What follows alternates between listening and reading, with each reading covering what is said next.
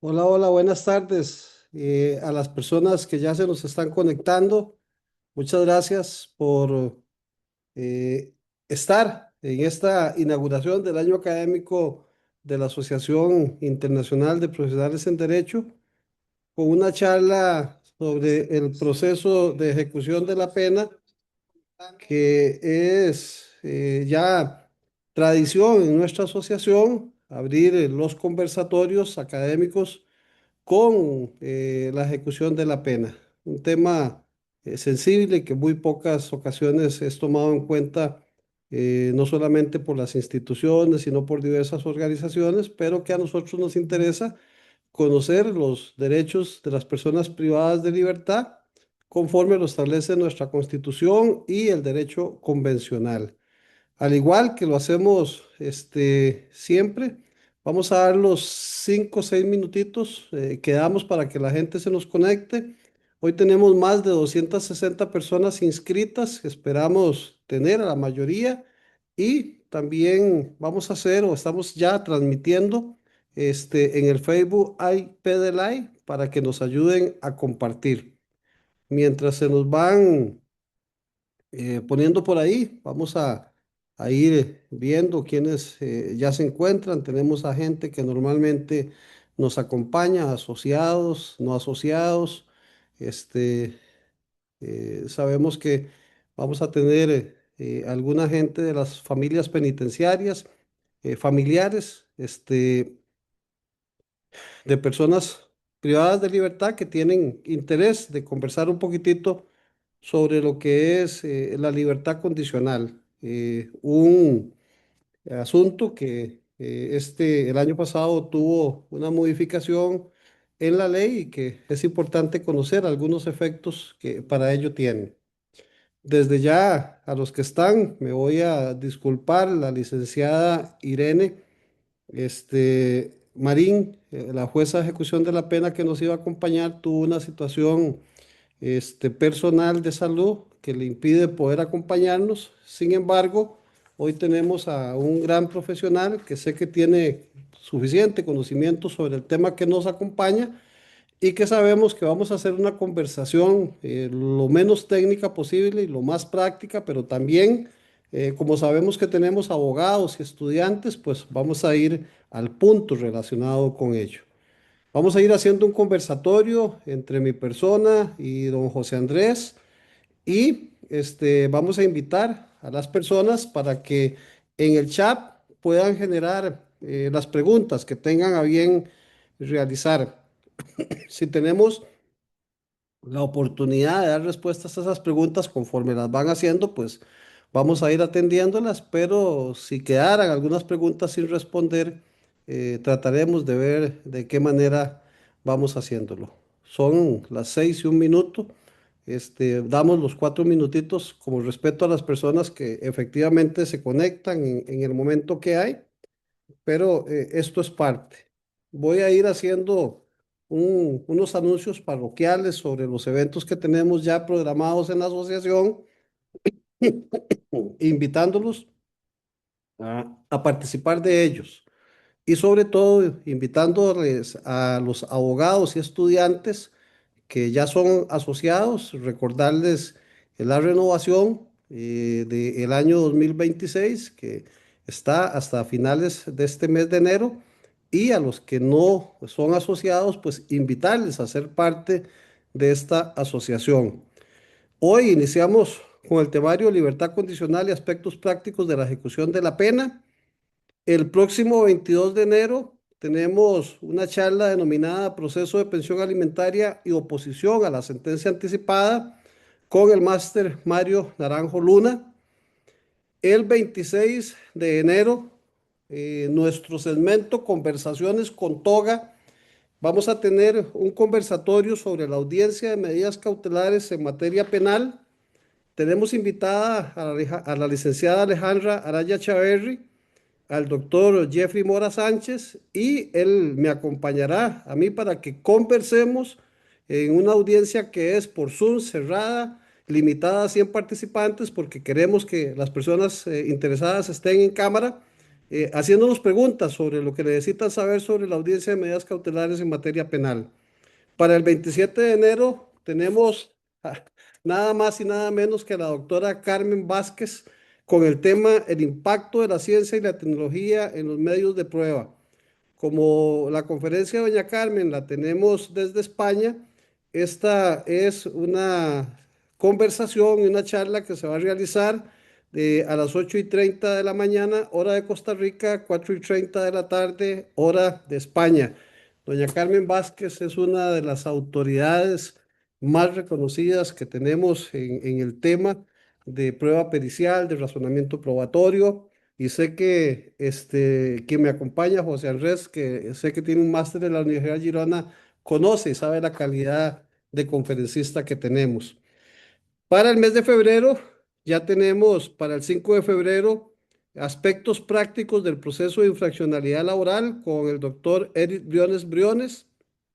El 12 de febrero, la conformación de la prueba testifical, una propuesta metodológica desde la perspectiva racionalista de la prueba, con el licenciado Juan Carlos Páramo Vázquez, un amigo, colega de nosotros de allá de México, que nos acompañará ese día hablando un poquitito de la conformación de la prueba testifical. Para el 17 de febrero tenemos litigación responsable de la mano de la inteligencia artificial con el doctor Kendall Ruiz Jiménez.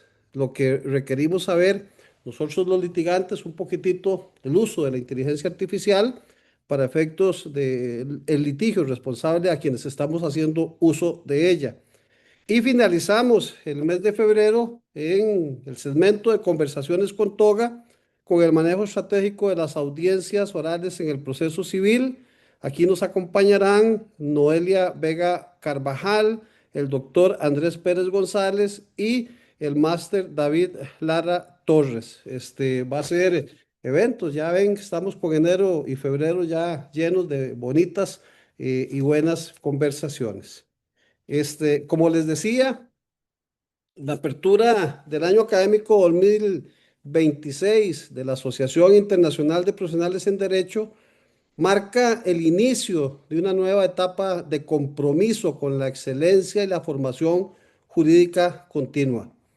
La buena praxis legal como norte y fin de nuestra asociación nos impulsa a seguir construyendo espacios de capacitación y actualización en todas las ramas del derecho, fortaleciendo el conocimiento como pilar del ejercicio profesional responsable. Me disculpo, estamos con estos problemas de la gripe y estamos en vivo. Invitamos cordialmente a nuestras personas asociadas a realizar su renovación para el año 2026 y a quienes deseen integrarse, profesionales en derecho y estudiantes, a formar parte de esta comunidad académica que promueve el aprendizaje permanente y el intercambio de experiencias jurídicas de alto nivel. Esperamos este año nuevo dar continuidad a los procesos educativos, tanto virtuales como presenciales, consolidando una agenda académica de calidad que responda a los desafíos actuales de la práctica legal. Agradecemos profundamente la participación y el compromiso demostrado en cada uno de nuestros eventos que hacen posible el crecimiento colectivo de nuestra asociación y de todos los asociados. En nombre de la Junta Directiva y de mi persona, el licenciado Rafael Rodríguez Salazar, como presidente de la asociación, agradecerles y damos inicio a lo que venimos. Ya tenemos conectadas más de 70 personas. Como les dije, me disculpo, la licenciada, la máster Irene Marín, que era la persona que teníamos invitada para el día de hoy, tuvo un problema que no le permitió acompañarnos. Sin embargo, nos acompaña el licenciado José Andrés Pacheco Navarro. José Andrés es abogado costarricense especializado en Derecho Penal, Criminología y Ejecución de la Pena, con una sólida trayectoria en defensa penal, litigación estratégica y análisis jurídico académico. Su ejercicio profesional se ha desarrollado principalmente en el ámbito de la justicia penal, tanto en la defensa pública como en el sector privado, destacándose por su rigor técnico, compromiso con la garantía de derechos fundamentales y un profundo conocimiento del sistema de justicia penal. Actualmente se desempeña como abogado penalista en el bufete Law and Business Attorney, donde asume la defensa en procesos penales de alta complejidad. Previamente ejerció durante más de 6 años como defensor público en materia penal y delincuencia organizada en la Defensa Pública de Costa Rica, institución en la que también ocupó funciones como defensor en diversas materias conexas, incluyendo ejecución de la pena, penal juvenil, disciplinaria y agraria. Su experiencia internacional incluye labores como asistente de investigación en los juzgados de ejecución penal de Barcelona, participando en el proyecto académico La ejecución de la pena en la era de la expansión del derecho penal, desarrollado por la Universidad de Girona y la Universidad Pompeu Fabra, lo que le permitió profundizar en el estudio comparado de los sistemas penitenciarios y el cumplimiento de las sanciones penales. En el ámbito académico cuenta con una maestría en razonamiento probatorio por la Universidad de Girona y la Universidad de Génova, una maestría en criminología por la Universidad Estatal a Distancia y una maestría en criminología y ejecución penal por la Universidad Pompeu Fabra de Barcelona. Además, cursa una especialidad en Derecho Notarial en la Universidad de San José y es licenciado en Derecho por la Universidad de Costa Rica. Complementa su perfil con una amplia participación como formador y capacitador en la Defensa Pública de Costa Rica, donde ha impartido cursos sobre delincuencia organizada, teoría del delito, medios de impugnación, teoría del caso y argumentación jurídica, así como múltiples capacitaciones en materias penales y disciplinarias. Su trayectoria refleja una combinación equilibrada en práctica forense, especialización académica y vocación docente, posicionándolo como un profesional de referencia en el estudio, interpretación y aplicación del derecho penal y la ejecución de la pena de Costa Rica. Eso que es un resumen, José, de tu currículum, pero la idea es que quienes nos acompañan sepan de la calidad de persona y de profesional que tenemos. Muchas gracias, José, por aceptar la invitación. Bienvenido. No, las gracias a ustedes, tanto a usted, don Rafael, como a Marcos Mora, que fue pues el que hizo el contacto conmigo inicialmente, así como a las personas pues que sacan ahí de su tiempito para también escucharnos un momentito, estas 2 horitas que vamos a estar por acá, si Dios quiere, y también pues para conversar con las personas que eventualmente nos hagan ahí alguna pregunta sobre el tema. Entonces, en síntesis, más bien muy agradecido y me siento muy honrado por la invitación. Muchas gracias. Como dicen ahí en los deportes, a lo que vinimos. Las reglas del juego, voy a abrir un poquitito el tema, voy a explicar qué es lo que tenemos en realidad para los efectos de la conversación que tenemos hoy día. Una vez que conversemos, voy a generarle algún tipo de preguntas. José, podés intervenir, podés hablar, podemos conversar. Si hay preguntas de las personas, como les dije, en el chat pueden ir haciendo las preguntas y vamos a ir dando aplicación a esto. La libertad condicional está regulada en el artículo 64 de nuestro Código Penal.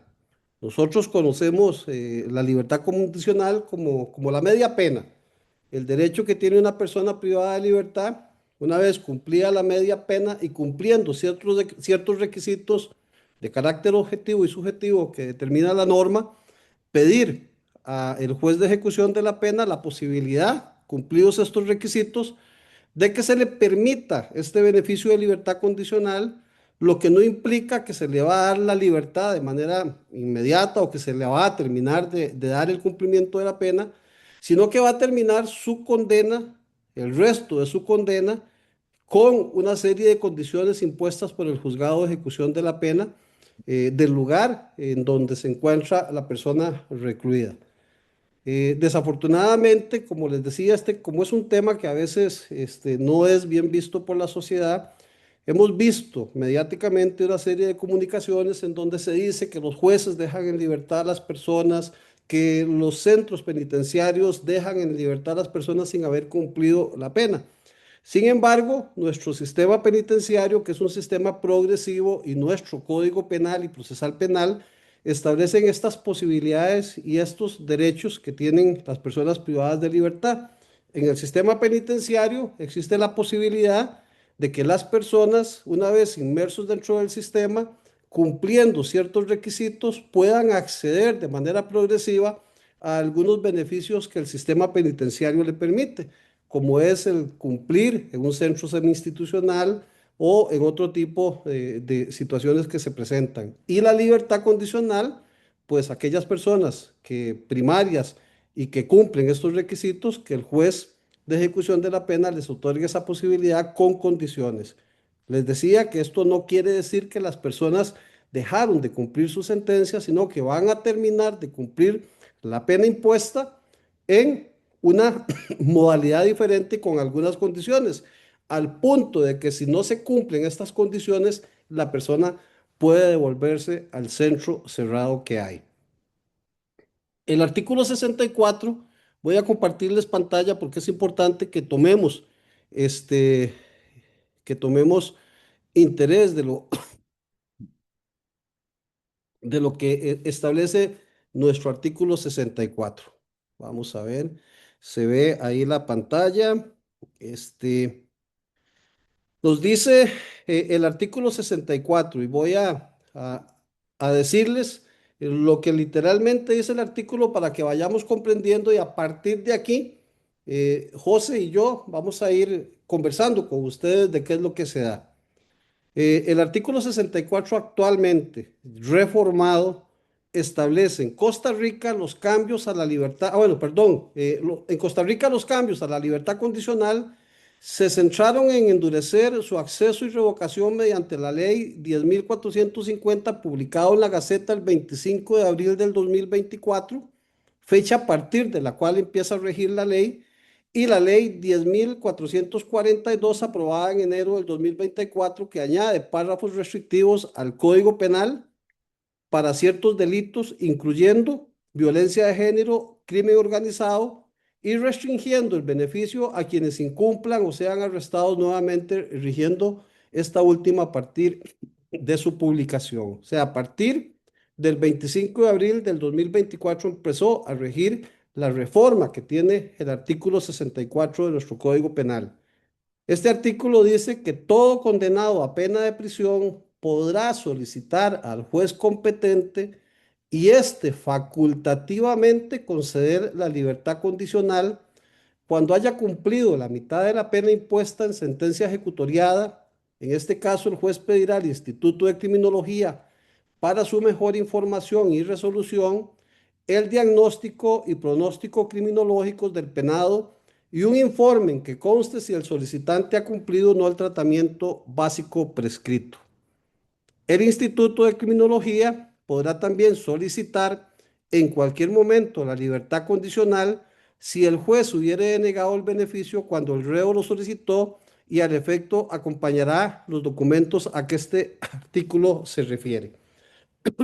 Ese es el primer párrafo que tiene el artículo 64. Ahí, en buena teoría, se habla de que el derecho se da cuando se cumple la media pena.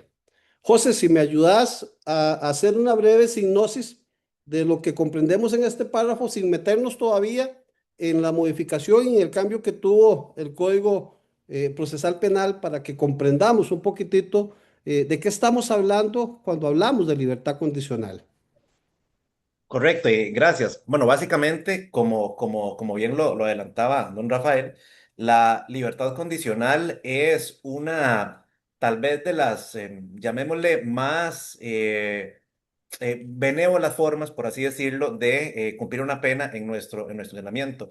Es una forma de cumplir una pena que, en mi humilde opinión, deriva de una combinación de dos modelos punitivos. Primero, el modelo rehabilitador, que nosotros conocemos aquí más comúnmente como resocializador, ¿verdad? Que tiene que ver con la posibilidad que tenga la persona de incorporarse nuevamente a la sociedad después de haber recibido un abordaje criminológico centrado en sus factores de riesgo y también en la potenciación de sus factores de protección dentro del sistema penitenciario. Así como también tiene cada vez más tintes del modelo reparador o lo que nosotros conocemos acá más comúnmente como la aplicación de la ley de justicia restaurativa, donde se le da mayor participación a la víctima también en este tipo de asuntos. Entonces, básicamente lo que nos dice el artículo es que cuando la persona inicialmente haya cumplido la mitad de la pena, ¿verdad? Ya luego inclusive podemos entrar un poquito con más detalle para que tal vez nos sentamos un poco mejor sobre cómo es que se cumple esa primera mitad de la pena, que cumpliendo esa medida y palabras más, palabras menos, teniendo, llamémosle, un plan de egreso viable en cuanto a ofertas laborales, recurso familiar, recurso de domicilio, etcétera, etcétera, la Administración de Justicia pueda decir, bueno, verifiqué que esta persona aprovechó el tiempo que estuvo en prisión, aprovechó el abordaje que el Estado le pudo dar para combatir sus factores criminógenos y además tiene un plan de vida viable para que como Estado pensemos en darle otra oportunidad a esta persona de manera, digamos, un poco anticipada, sin necesidad de esperar a que esa persona cumpla la pena que en su momento se le dictó y que en principio la condenaba, ¿verdad? Por así decirlo, la condenaba a descontarla en prisión. José, en este contexto, cuando el artículo dice que el privado de libertad, el condenado, puede solicitar y el juez facultativamente conceder la libertad, estamos hablando de una obligación del juzgador de otorgar ese beneficio si se cumplen los requisitos o efectivamente queda facultado el juez por algunas situaciones propias del mismo caso en específico. Sí, en realidad así se cumplen los requisitos. A fin de cuentas, la decisión va a pasar a través del tamiz del criterio jurisdiccional, ¿verdad? Es decir, si se cumplen los requisitos, en principio, la persona debería tener pues bastantes posibilidades de ver modificada la dinámica o la mecánica en la que ha venido cumpliendo su pena. Sin embargo, el hecho de cumplir con todos los requisitos o de solicitar la libertad condicional no hace que el sistema se vea obligado a otorgarle la libertad condicional, sino que el sistema a lo que sí está obligado es a escuchar qué es lo que la persona le está pidiendo, valorar la situación en el caso concreto y dependiendo de la valoración que haga, en este caso, el juzgado de ejecución de la pena sobre la viabilidad, sobre la procedencia de la propuesta que, por ejemplo, la defensa técnica en favor de una persona privada de libertad le pone en conocimiento para que valore la posibilidad de cambiar, luego cumplida la media pena, en la mayoría de los casos, eh, la modalidad de cumplimiento de pena, bueno, determina entonces el juzgado de ejecución de la pena si la otorga o no. En otras palabras, en mi opinión, no existe un derecho a que la persona, solo por solicitarlo, se le otorgue la libertad condicional, pero sí tiene derecho, cumpliendo los requisitos, a por lo menos solicitar que se valore su posibilidad. Esto para que también se respete el derecho fundamental a la justicia, no solo pronta y cumplida, sino el acceso a la justicia. Entonces, el Estado está en la obligación de valorar lo que la persona le está pidiendo, más no de necesariamente darle la razón en lo que está pidiendo. Se dice, y usted me comentó, de que el privado de libertad tiene que cumplir o se le asigna eh, un programa a Ujú. nivel carcelario Claro, de atención que tiene que cumplir. Para entendernos, cuando una persona ingresa a cualquiera de los centros de atención institucional que tiene nuestro país y que están a cargo del Ministerio de Justicia, los centros de adaptación social, y se pone a la persona privada de libertad la orden del Instituto Nacional de Criminología, estas personas, primeramente, ya sentenciadas con una sentencia en firme, ingresan y tienen que ser objeto de una valoración. En esta valoración inicial se va a determinar, de acuerdo a las condiciones propias de la persona privada de libertad, del delito por el que está cumpliendo una pena privativa de libertad, de la edad, de las circunstancias y de una serie de situaciones propias, su educación, se le va a asignar lo que se llama un plan de atención institucional. Ese plan de atención institucional es lo que, con acuerdo a lo que establece nuestro artículo 55 del Código Penal, el plan que en buena teoría dice que tiene que cumplirse para los efectos de rehabilitación de la persona privada de libertad en el centro carcelario para prepararlo para resocializarse y para una reinserción a la sociedad. La teoría de las rehabilitación, reinserción y resocialización. Se supone que en los centros penales las personas privadas de libertad tienen que tener ese plan que les permita, cuando se cumplen la pena o cuando se cumplen estas posibilidades de irse reinsertando en la sociedad y resocializando, tener la posibilidad de que internamente puedan generarse planes de atención que permitan ese fin que tiene la pena privativa de libertad, que es la rehabilitación. Es claro y no es un secreto que las cárceles desafortunadamente no cuentan, o las prisiones o los centros de atención institucional, no cuentan con los medios para poder cumplir con ese fin que tiene, por lo menos la norma establecida, y se convierten en muchas ocasiones las prisiones como en escuelas de delincuencia. Y entonces siempre se dice tajantemente como un mito que la cárcel pues no rehabilita, la cárcel no resocializa, y que esto es parte de lo que hay. Sin embargo, en buena teoría, ese plan de atención tiene que cumplirse. Si no se cumple ese plan de atención, ya aquí vamos a tener algunas situaciones propias de los requisitos que establece la normativa para los efectos de su adecuado cumplimiento. Y les voy a poner un ejemplo y sé que José les va a hablar de otros ejemplos. En el caso de las personas ofensoras sexuales, que llegan por un delito de esta naturaleza, dentro de sus planes de atención, tienen que cumplir con un plan que se llama para ofensores sexuales, determinado con un trabajo o con un procedimiento o con una atención integral que realiza trabajo social, psicología y la parte legal del centro de atención, y se brinda una capacitación, se brinda una atención personalizada y grupal a las personas privadas de libertad, en donde más o menos ese programa está diseñado en dos modelos. Uno, en donde se da todo lo que es la parte teórica sobre lo que es la situación de violencia, lo que es la situación de género, lo que es la situación de las personas ofensoras sexuales. Pasado esa situación y cumpliendo algunos requisitos también internos dentro de ese programa, pasan a una segunda fase que se llama eh, más allá de rehabilitación, una fase de reconocimiento del hecho para saber que la persona, pues efectivamente tiene esa comprensión de las consecuencias que lo llevó a cometer el hecho delictivo, y que está preparado con un plan de rehabilitación hacia lo externo para cumplir ello.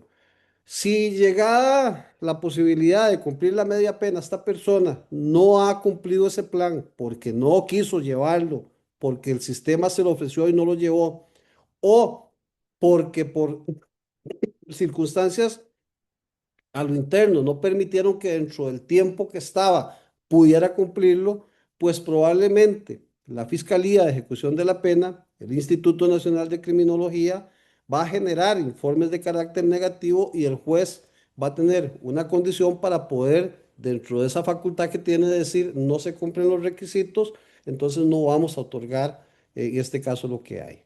Las personas que se ve dentro del estudio que su hecho delictivo está relacionado con una situación de drogadicción, pues van a tener que cumplir un plan de atención encaminado a esta situación.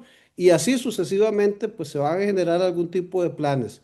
Si la persona no tiene educación, pues se le va a asignar un plan de educación en donde puede llevar la educación primaria, la educación secundaria, inclusive la educación formal a nivel del centro penitenciario, y van a haber una serie de condiciones que le van a imponer. Todo esto es dentro de ese plan de atención, y va a tener la posibilidad de ir cumpliéndolo para poder ir estableciendo esos requisitos que le van a permitir salir con un beneficio penitenciario, digo yo, o con el beneficio de la libertad condicional. José, ¿podemos ampliar? Sí, claro, efectivamente, cuando se hace esa valoración inicial, lo que se hace por parte de esta comisión, consejo interdisciplinario que se da la tarea de hacer, el nombre técnico, si no me equivoco, según el reglamento penitenciario, es valoración preliminar, si no me equivoco. Bueno, lo que se hace ahí es, entre otras cosas, tal y como don Rafael lo acaba de mencionar, determinar, pues, básicamente cuáles son los factores criminógenos derivados del delito por el cual fue condenada la persona que necesitan recibir ese abordaje. Porque en buena teoría no es que la persona va a estar encerrada solo por estar encerrada y que la finalidad de este encarcelamiento sea sencillamente vindicativa, retributiva, sino que se supone que la persona tiene que recibir ahí un plan que le permita reinsertarse en la sociedad, tal y como don Rafael lo indicaba, por medio de la aplicación del modelo rehabilitador o resocializador, en términos más costarricenses, resocializador.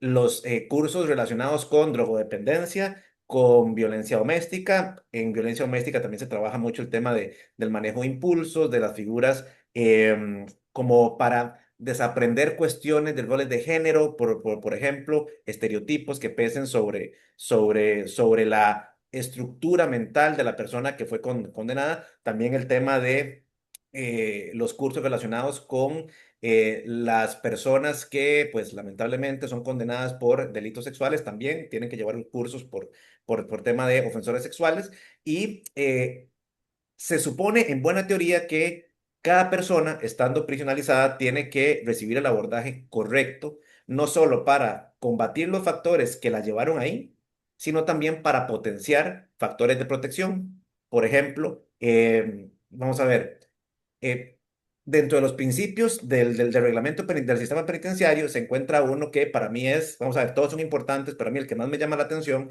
es el tema de el principio de normalidad. El principio de normalidad básicamente lo que establece es que aunque la persona esté prisionalizada, aunque la persona esté encarcelada, tenga la posibilidad de llevar una vida lo más normal posible. De manera que el único derecho que el Estado legítimamente pueda cercenarle, pueda limitarle, sea el de tránsito. Ahora, lamentablemente sabemos que nuestro Ministerio de Justicia no cuenta con recursos suficientes para permitir que la persona viva de la manera más normal posible. Lamentablemente, y esto lo digo a título muy personal, sobre todo en esta administración, las personas privadas de libertad han visto, pues, como en ningún, vamos a ver, yo tengo 40 años. Yo en 40 años no había visto tal nivel de represión para las personas privadas de libertad como he visto en los últimos 4 años, ¿verdad? Con la implementación de circulares que, en mi humilde opinión, son, por así decirlo, de manera diplomática, acientíficas, no tienen ningún respaldo en cuestiones que verdaderamente hayan derivado de un estudio de la población penitenciaria. A ver, yo entiendo que hay cuestiones que se deben combatir. Con la población penitenciaria, ¿verdad? Sobre todo si tienen que ver con la supuesta comisión de delitos dentro del centro penitenciario. Sin embargo, la represión por represión, esto, o sea, no lo va a solucionar, no lo va a solucionar. Para lo que quiero llegar es que se supone que para respetar este principio de normalidad se le debe dar a la persona que está en prisión los elementos para que aproveche esa estancia, por así decirlo, en prisión, pero sin desvincularse de la vida en sociedad. Palabras más, palabras menos. Yo creo que lamentablemente, y no creo yo que sea por cuestiones legales, sino por voluntad política, y esto de nuevo lo digo a título personal, cuando la persona queda detenida en nuestro país, queda más cerca de una, llamémosle tal vez el término sea un poco dramático, pero cuando uno sabe cómo viven las personas privadas de libertad en este país, ¿verdad? Donde ya el hacinamiento lamentablemente se hizo parte de la normalidad, ¿verdad? Separándonos del concepto, del principio de normalidad que rige, entre otras cosas, nuestro reglamento del sistema penitenciario. Eh, Creo yo que, e insisto, puede ser un poco dramático de mi parte, pero es que en este momento no encuentro otra forma de definirlo. Cada vez que una persona se expone a estar detenida o está detenida en nuestro país, queda más cerca de una especie de muerte civil que de un ambiente en el que verdaderamente se le permita resocializarse. Ahora, también tenemos que tener en cuenta la actitud de la persona. Es decir, hay personas que, a pesar de toda esta hostilidad, que podemos resumirlo así, en la que lamentablemente por falta de recursos a veces se vive en nuestro sistema penitenciario, la población penitenciaria a veces vive en esta hostilidad, pero a pesar de esa hostilidad hay personas que salen adelante y conozco muchísimos ejemplos. Yo pues tengo que trabajar en materia penal muchísimo tiempo y me consta, vamos a ver, o sea, aquí estoy como panelista, no como testigo, ¿verdad? Pero me consta que hay personas que han aprovechado el sistema a pesar de sus carencias. Sin embargo, eso no quiere decir que no haya puntos en los que efectivamente el sistema puede y debe mejorar, ¿verdad? Entonces, digamos, todo esto para aterrizar en la idea de que si se aprovechara bien, si se aprovechara tal vez mejor el poco recurso que se tiene y mejor aún si nuestra administración le dotara, en lugar de limitarle aún más recursos a a nuestro Ministerio de Justicia, a la Dirección General de Adaptación Social, tal vez los resultados, ¿verdad? A nivel de medios de comunicación, que a fin de cuentas en los medios de comunicación, pues la opinión que se publica es la opinión del dueño de la imprenta, por así decirlo. Es opinión publicada, disfrazada de opinión pública, pero tal vez la percepción que tendríamos del aprovechamiento que hace la población penitenciaria el tema del abordaje técnico, criminológico, sobre todo, sería distinta. Vamos a ver, yo soy del criterio de que son muchísimas más las personas privadas de libertad que aprovechan su estancia en prisión para salir adelante. Sin embargo, en medios de comunicación, vamos a ver, lo pongo así, de 10 personas que cumplen con absolutamente todo lo que la administración les pide, resulta que en medios de comunicación deciden hablar de una persona distinta a esas 10 que supuestamente incumplió. Entonces nos generan una idea un poco sesgada del trabajo que hace el Ministerio de Justicia, que en mi humilde opinión trabaja con las uñas, pero sí tiene puntos de mejora, sí tiene puntos de mejora. Pero bueno, básicamente para no extenderme más en el tema, lo importante de estos cursos con los que, pues, para bien, deben cumplir las personas al momento, entre otras cosas, como requisitos, al momento de pedir que se valore su situación en cuanto a una libertad condicional, pues sí van a depender estos cursos del delito por el que la persona haya sido puesta en prisión y sobre todo también del aprovechamiento, ya estando en el curso, del aprovechamiento que le haya dado, porque es un requisito prácticamente sine qua non para efectos de una audiencia de libertad condicional, el cumplir por lo menos con esa parte de los requisitos. Perfecto.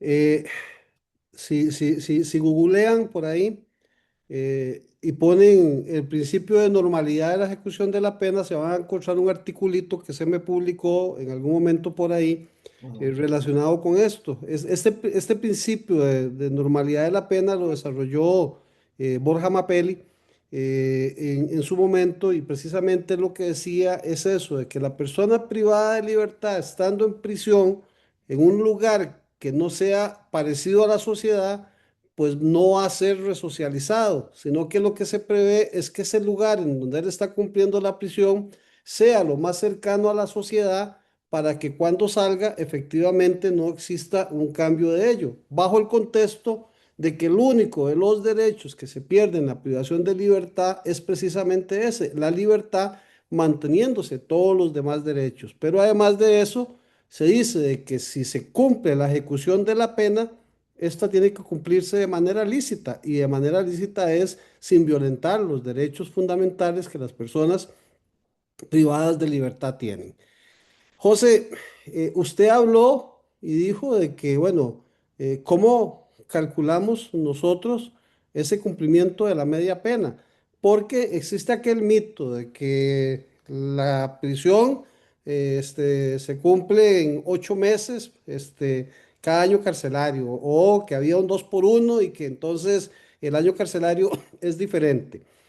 ¿A dónde encontramos nosotros la posibilidad de ver el cumplimiento de las diferentes etapas de la media pena o del tercio de la pena, que tenemos que ir conociendo para efectos de poder verificar en qué momento se da efectivamente ese cumplimiento de la media pena? claro.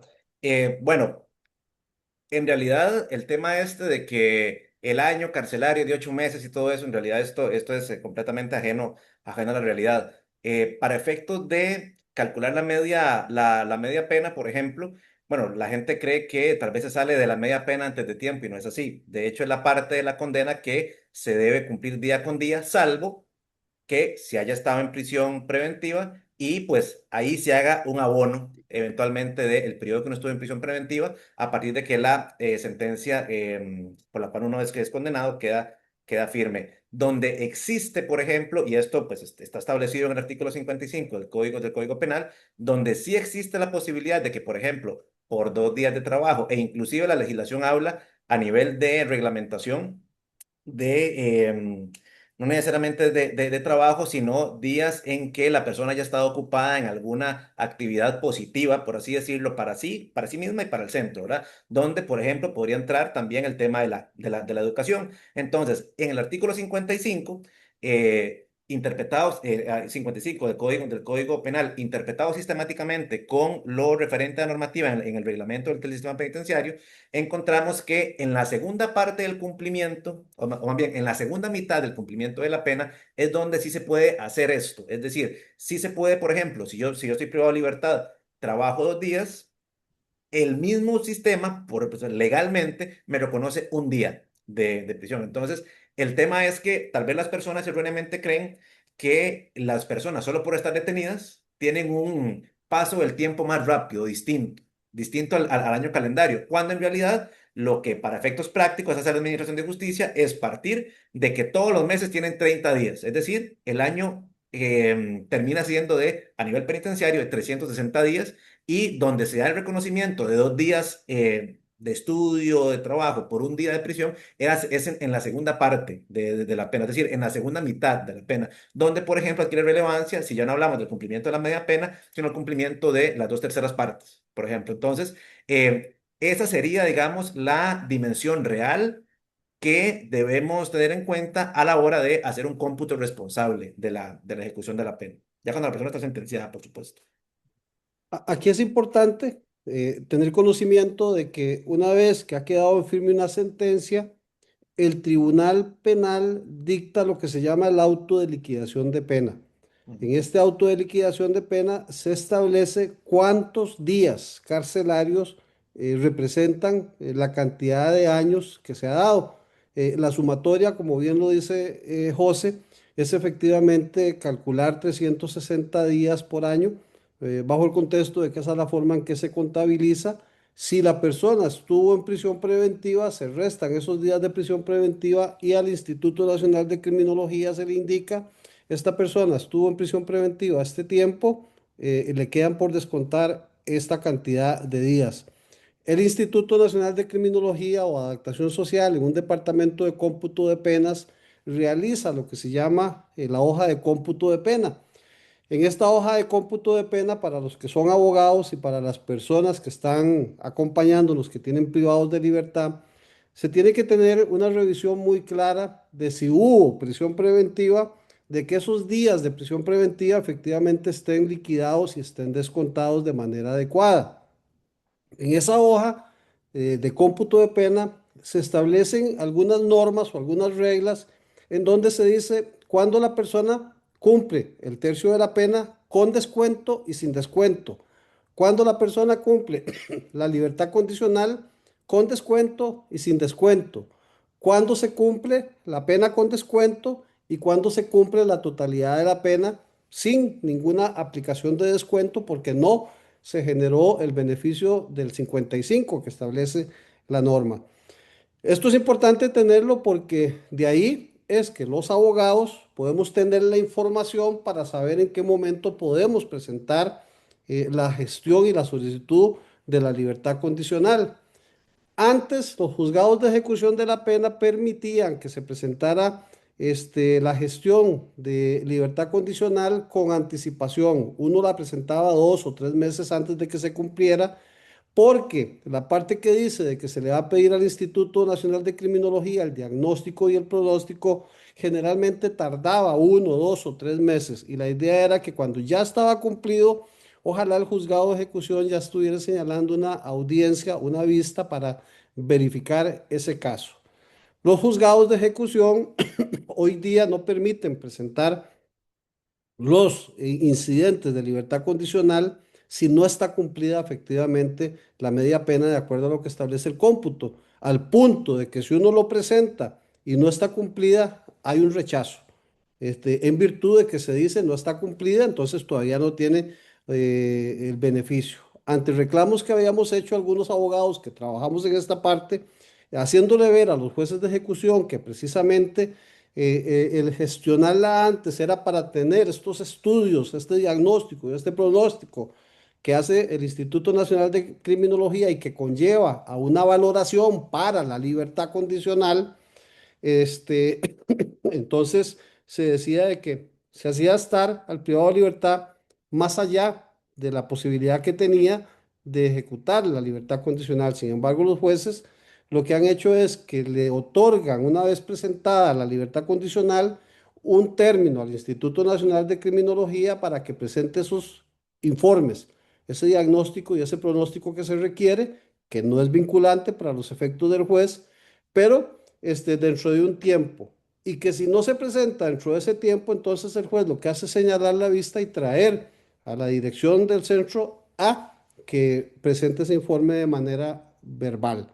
Para evitar eso, los centros penitenciarios, pues lo que tratan es de hacer el cumplimiento dentro del tiempo que el juez de ejecución establece. Entonces, tener claro de que la persona privada de libertad va a presentarlo cuando se indique en la hoja de cómputo que está ese cumplimiento, porque el juez lo primero que hace es pedir también esa hoja de cómputo para verificar si ese cumplimiento está. Ciertamente, este, como ahí dice, cumplimiento de la pena con descuento y cumplimiento de la pena sin descuento, yo soy partidario de que la libertad condicional se cumple en el cumplimiento de la pena sin descuento porque es lo que más favorece a la persona privada de libertad. Algunos fiscales de ejecución se oponen a eso, algunos jueces la otorgan de esa manera y algunos no lo hacen de esa manera, pero hay que jugar con las dos opciones. Si se dice que hay cumplimiento de media pena con descuento, pues esa es la fecha que nosotros tenemos para los efectos de ellos. Si nos dicen que no, pues la diferencia a veces es poca y nos permite también ir caminando. José, ¿qué necesita? ¿Qué necesita una persona privada de libertad como requisitos objetivos para poder cumplir, digamos, con con ese derecho, con esa facultad que se tiene de pedir la libertad condicional? ¿Qué tenemos que tener para una persona privada de libertad en el expediente que nos permita decir, con esto voy y voy a tener un poco de éxito en el proceso? Ujú. Bueno, en realidad no son tantos y tan complejos en teoría los principios, perdón, los requisitos, y vienen dados en el artículo 65 del Código Penal. Haciendo pues un resumen de lo que dice esta normativa, en principio hay que cumplir con lo siguiente para poder solicitar que se valore ante un juzgado de ejecución de la pena la posibilidad de, estando yo detenido, pues que se me brinde la libertad condicional. Primero, es que yo, como persona condenada, no haya sido condenado anteriormente por un delito común sancionado con pena mayor de 6 meses.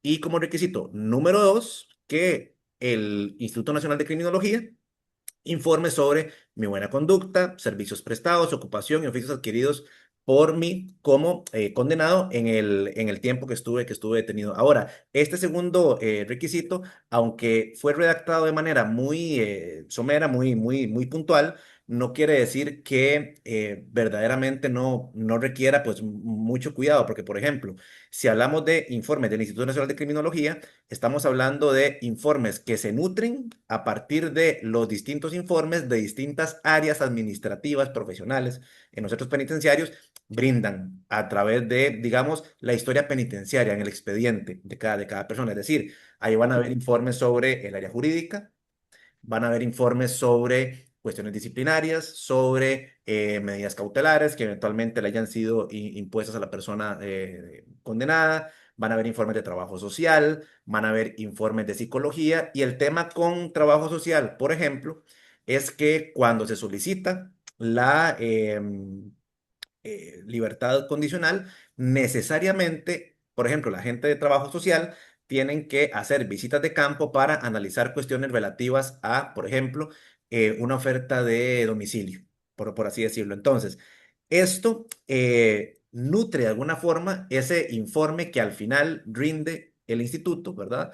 Y que pues no en pocas ocasiones viene sencillamente a sintetizar toda la historia penitenciaria de la persona. Y en buena teoría, según el mismo numeral, de existir un informe positivo hacia la persona condenada en el que el Instituto Nacional de Criminología indique básicamente que ha aprovechado el abordaje que se le ha dado, que ha aprendido sobre la conducta que lamentablemente la llevó ahí a esa persona, que ha interiorizado las consecuencias de esto y que esto le hace ser una persona candidata a vivir nuevamente en libertad, en comunidad. De tener un informe positivo por parte del instituto, se podría pensar que esta persona tiene bastantes posibilidades, eventualmente en una audiencia de libertad condicional, de que el juez o la jueza que atienda su caso esté de acuerdo en acoger la solicitud. Sin embargo, aquí, como en materia penal ordinaria, sigue aplicando aquel principio de que el juez es perito de peritos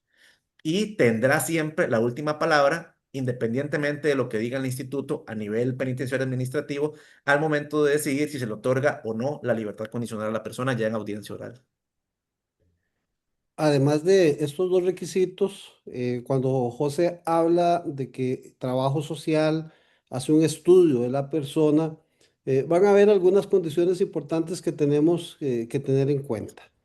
Se supone que si la persona sale de prisión para terminar de cumplir su pena en libertad condicional, debería de tener lo que se dice una oferta laboral viable, siempre y cuando la persona sea una persona a la cual nosotros le podamos establecer esa posibilidad de que trabaje, porque una persona mayor de edad que estaba pensionada, pues no vamos a ir a exigirle que tiene que tener una oferta laboral viable porque ya su vida laboral pues la había cumplido y tenemos personas mayores de edad pensionadas que están privadas de libertad. Entonces, cuando hablamos de una oferta laboral viable, es aquella posibilidad de una oferta que le ofrezca una empresa, un familiar, un amigo, una persona que tenga un emprendimiento a esta persona privada de libertad para que estando en libertad reúna la posibilidad de ir a trabajar en un horario estable con un salario y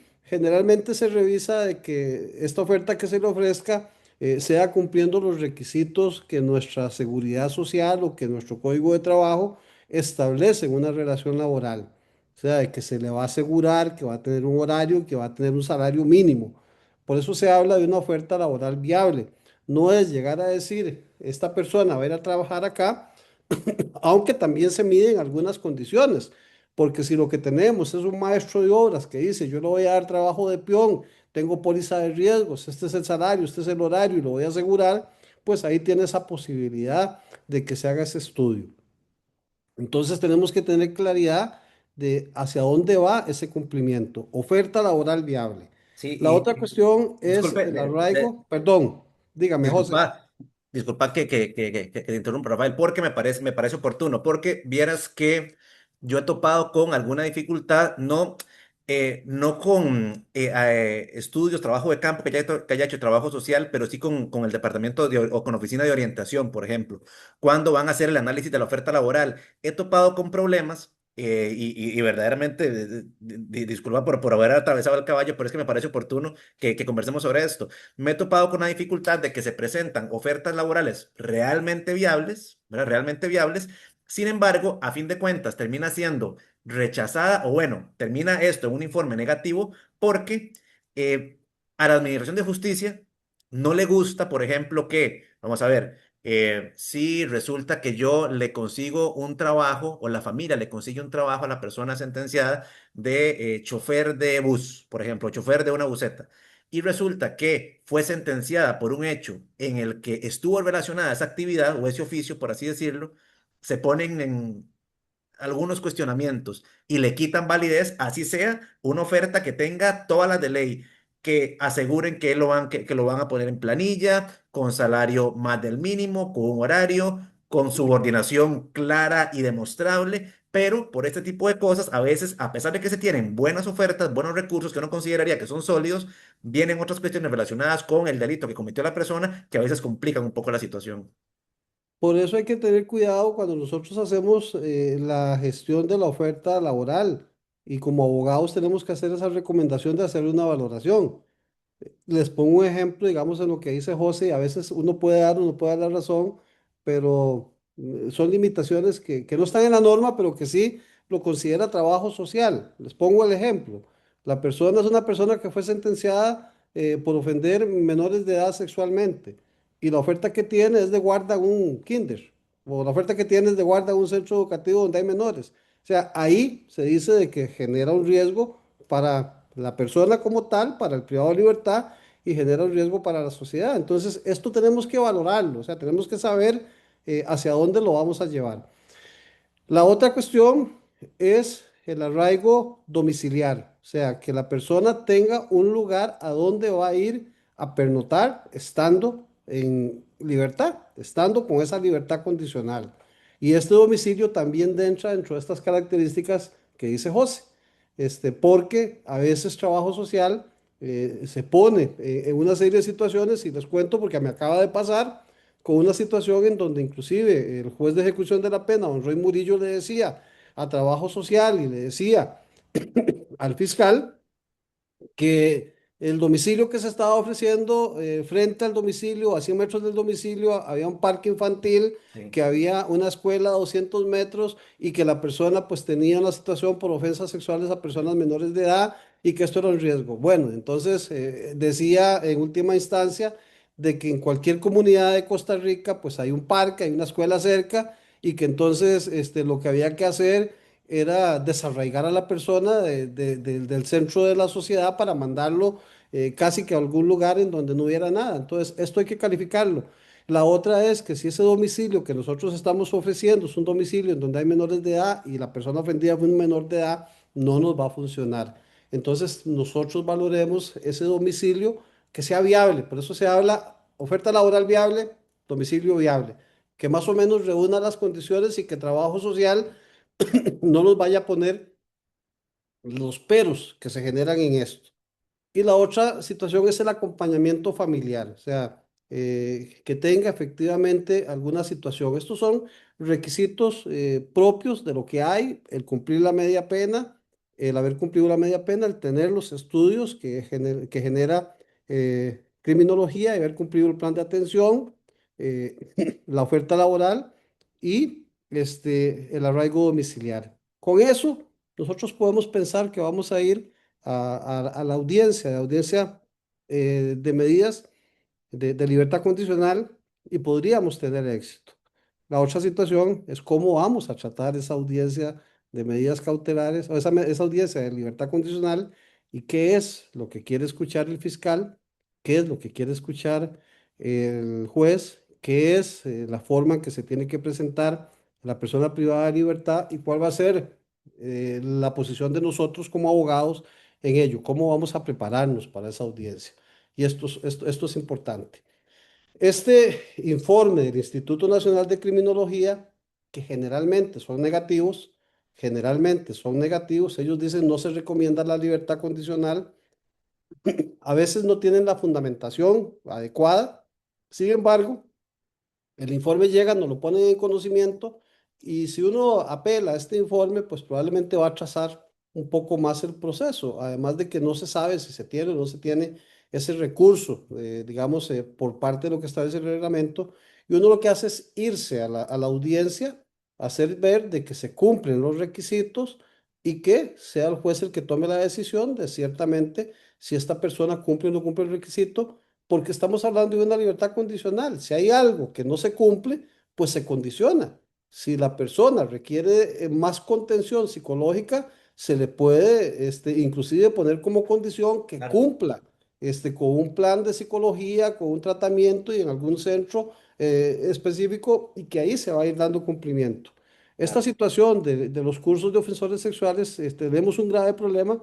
Primeramente porque hay una gran cantidad de personas privadas de libertad en los centros penales, no tenemos la capacidad de que se den todos esos cursos y generalmente alguna persona no cumple el curso. Yo particularmente lo que hago es cuando nos estamos acercando, gestionamos documentalmente, si no lo gestionamos, he tenido un par de asuntos en donde inclusive he pedido el permiso para que un psicólogo particular le dé tratamiento a lo interno, nos dé un informe y con este informe, cuando se llega a la libertad condicional, como el centro no le dio la atención en el momento adecuado, el juez considera este informe y se lleva al psicólogo que atendió a la persona internamente para que diga si la persona efectivamente ha cumplido con ese plan y tiene lo que se llama en materia psicológica insight, ha hecho Ujú, en este caso una comprensión del delito y tiene su plan de vida. Esto es su plan de salida y su plan eh, para poder evitar que esto se dé. Esto es parte de estos requisitos que se generan.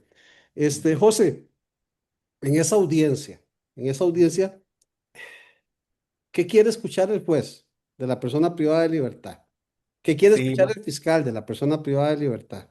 sí, esto es a veces, yo no sé si también, bueno, me imagino que sí, le ha pasado, pero esta, vamos a ver, llamémosle perspectiva con la que defensa técnica, o sea, defensor, abogado, y la defensa material, la persona condenada, deben alinearse es en entender precisamente eso, qué es lo que se espera de la persona que llega a solicitar la libertad condicional y básicamente tiene que ver con lo que bien señalaba don Rafael con el tema del insight. Es decir, eh, en ese momento, en el de la audiencia, ya debemos olvidarnos por completo, así no nos haya gustado el resultado del proceso penal ordinario, debemos olvidarnos de eso.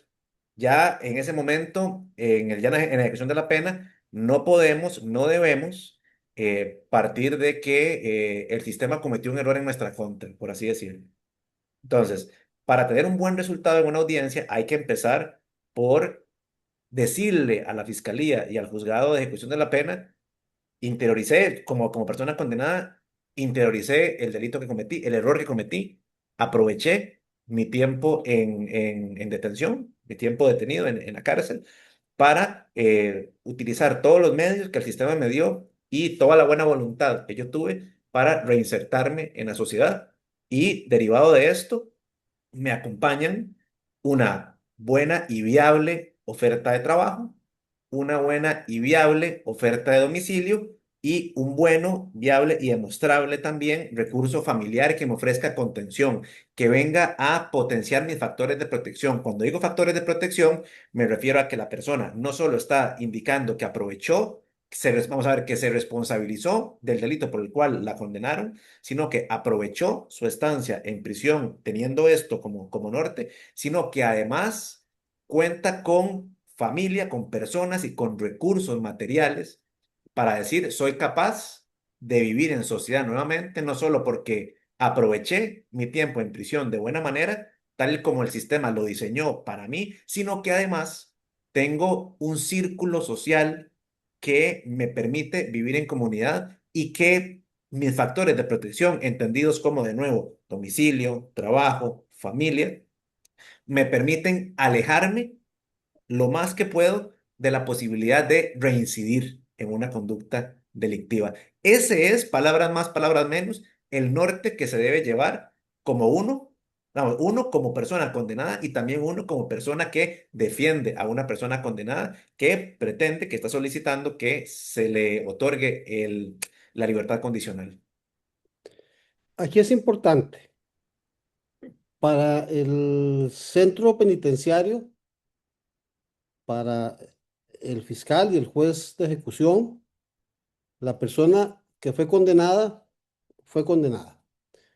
Es claro que hay errores en sentencias y que yo soy partidario de que hay personas inocentes en prisión, pero para efectos del sistema, esa persona cometió el hecho por el cual está cumpliendo la sentencia.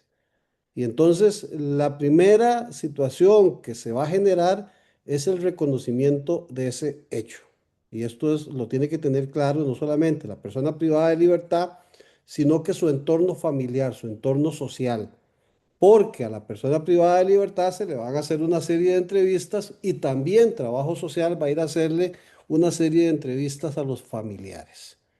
A la persona que le está dando la oferta laboral, probablemente también le quieran preguntar sobre si conoce la razón por la cual la persona está privada de libertad y qué piensa de eso.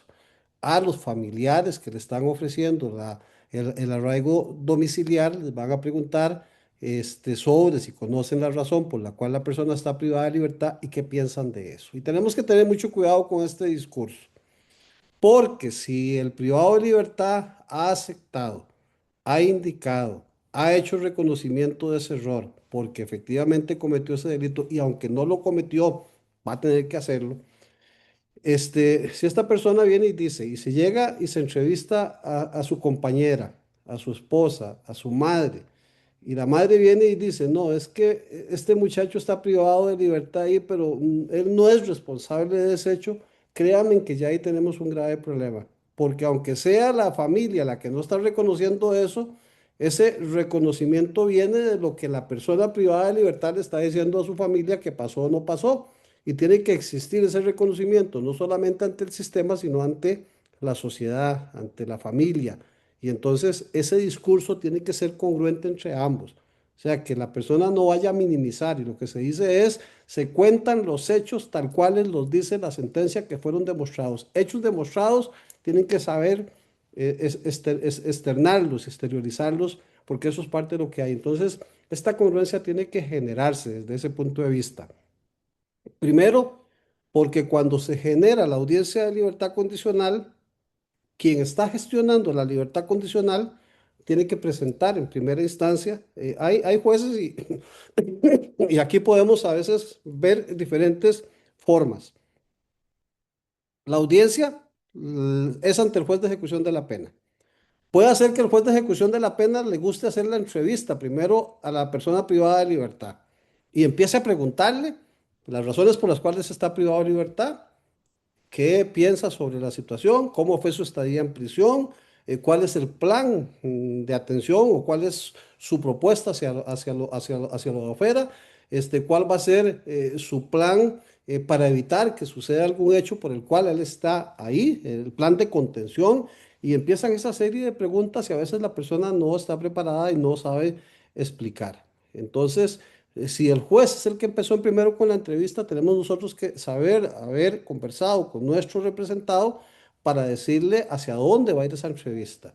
Si el juez nos da la palabra primeramente a nosotros, pues nosotros tenemos que tratar de preguntarle al privado de libertad todo lo que sabemos que el juez le va a preguntar y todo lo que sabemos que la fiscalía le va a preguntar para tratar de que él con nosotros se sienta bien. Y entonces, lo primero saber de que la persona más importante en ese proceso es la víctima. O sea, aquí yo siempre les digo, mire, aquí cuando usted va a hablar del hecho y le van a preguntar cuáles fueron las consecuencias de ese hecho, pues las consecuencias de ese hecho fue precisamente el hecho de la víctima que sufrió el hecho y consecuencia de la razón por la cual yo estoy privado de libertad. La persona más importante es la víctima. Y entonces saber y ponerse en los zapatos de la víctima, les digo yo a ellos, póngase en los zapatos de la víctima, que usted conoce lo que usted hizo y que usted, si hubiera sido esa víctima, pues entonces eh, tiene ese conocimiento de lo que hay.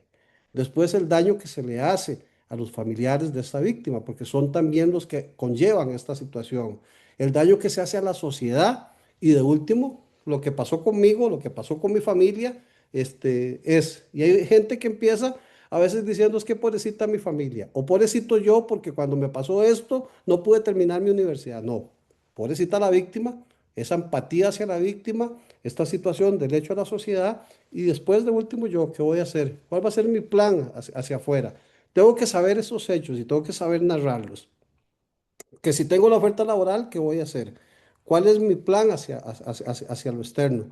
¿Cómo voy a contenerme yo? O sea, ¿qué va a pasar? ¿Cómo me contengo yo si se da alguna circunstancia parecida a lo que me hizo cometer el hecho delictivo y cómo contengo yo eso? Ese plan que se tiene para evitar el hecho hay que tratar de establecerlo y tenerlo claro. Una vez que termina ese interrogatorio, pues va a venir las preguntas de la fiscalía, va a venir las preguntas del juez y ahí va a ir enmarcado todo ello. Hay ocasiones en que la fiscalía dice, mire, es que la persona no supo decir cuáles fueron los motivos que lo llevaron a cometer el hecho delictivo.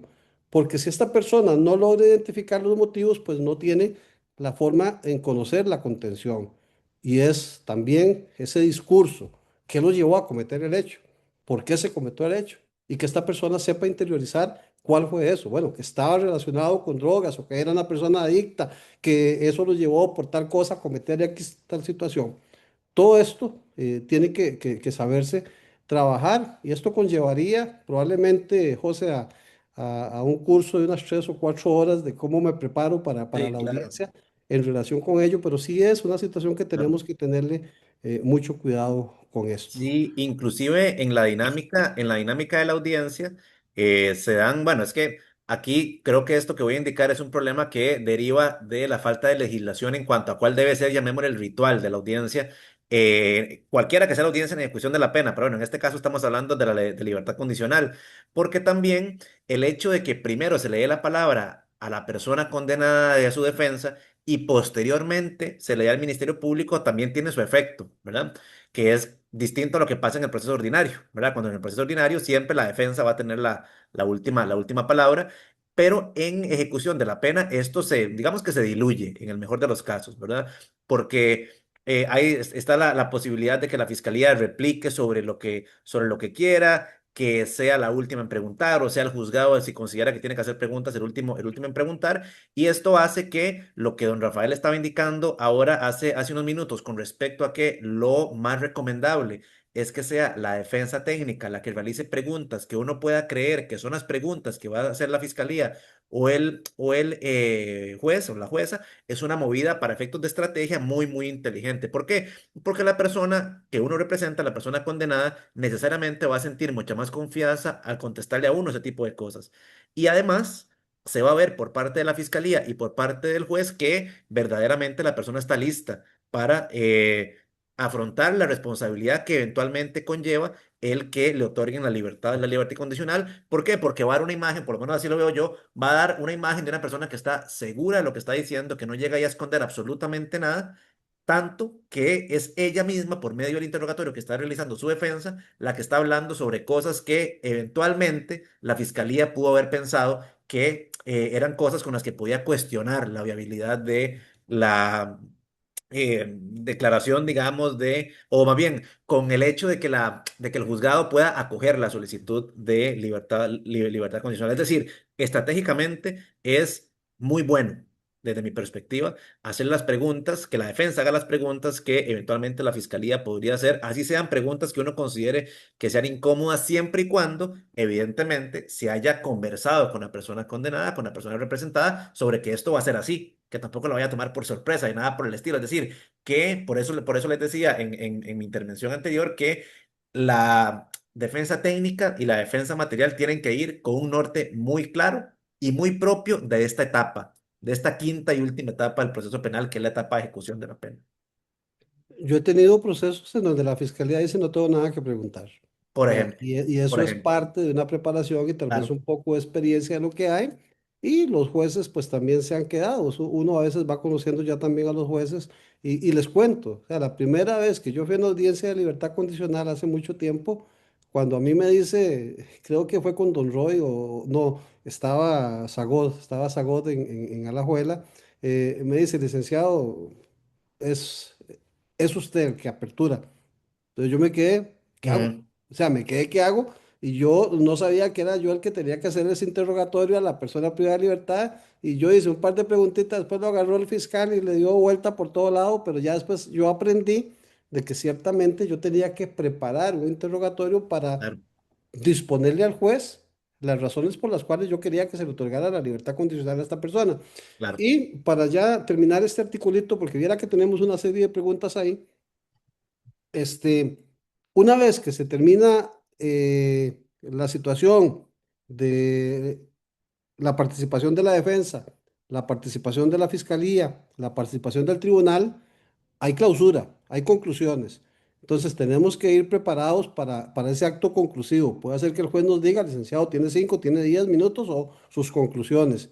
Y entonces en esas conclusiones nosotros hacer un resumen del por qué consideramos que ciertamente se cumplen esos requisitos objetivos, subjetivos y por qué la persona tiene ese derecho a que se le otorgue el beneficio. Podemos recibir conclusiones negativas por parte del Ministerio Público y si esta audiencia el juez resuelve de manera oral, tenemos que ir preparados para presentar esa apelación de manera oral.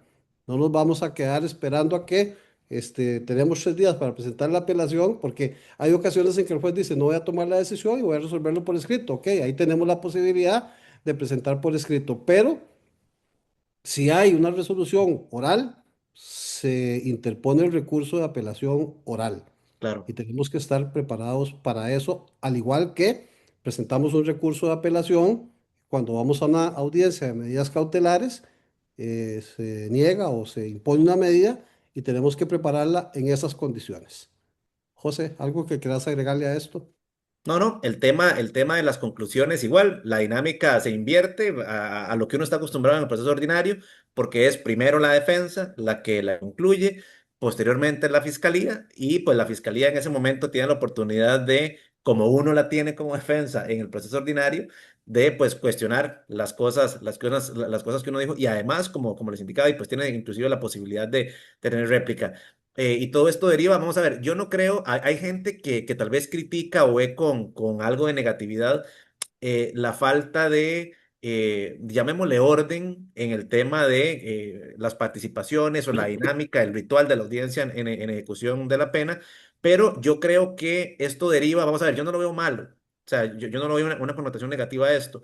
Sí es tal vez un poco más, entre comillas, desordenada que en proceso penal ordinario, pero yo creo que esto se debe no sé, no sé qué piensa usted, don Rafael, con respecto, más bien, esto se debe a que esa audiencia no es tanto, vamos a ver, si es una audiencia de legalidad, por supuesto, igual opera el principio de legalidad. Sin embargo, es mucho más penológica, criminológica, sociológica, antropológica, inclusive, si se quiere, que una audiencia en un proceso penal ordinario. Entonces, yo creo que es derivado de eso que hay institutos que tal vez se diluyen un poquito, ¿verdad?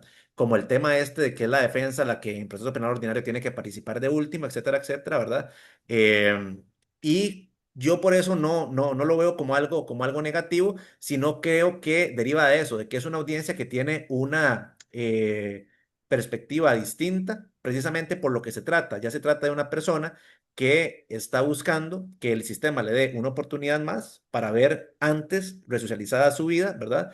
Partiendo también de que, como bien lo ha indicado usted, existe una víctima que tiene que ser, pues, vista como la prioridad en el proceso, ¿verdad? Ujú. Porque, si bien es cierto, lo que se valora, entre otras cosas, en las audiencias de libertad condicional es la posibilidad de que esta persona reincida, bueno, es que detrás de esa reincidencia o por encima de esa reincidencia, pues, está una víctima y una eventual víctima ante la posibilidad de reincidencia. Entonces, estoy completamente de acuerdo con respecto a que debe ser esa la perspectiva, o sea, tener siempre pues, primero a la víctima, aunque a veces a la persona que representamos no le parezca que esto debería ser así. Bueno, pues por el modelo de punitivo que seguimos en nuestro proceso penal, al momento de llegar a la fase de ejecución de la pena, pues esto tiene que ser así.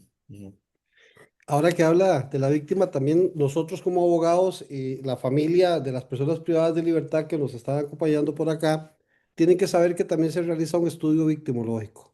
Y este estudio victimológico no es para ir a preguntarle a la víctima si está de acuerdo o no que se otorgue la libertad condicional.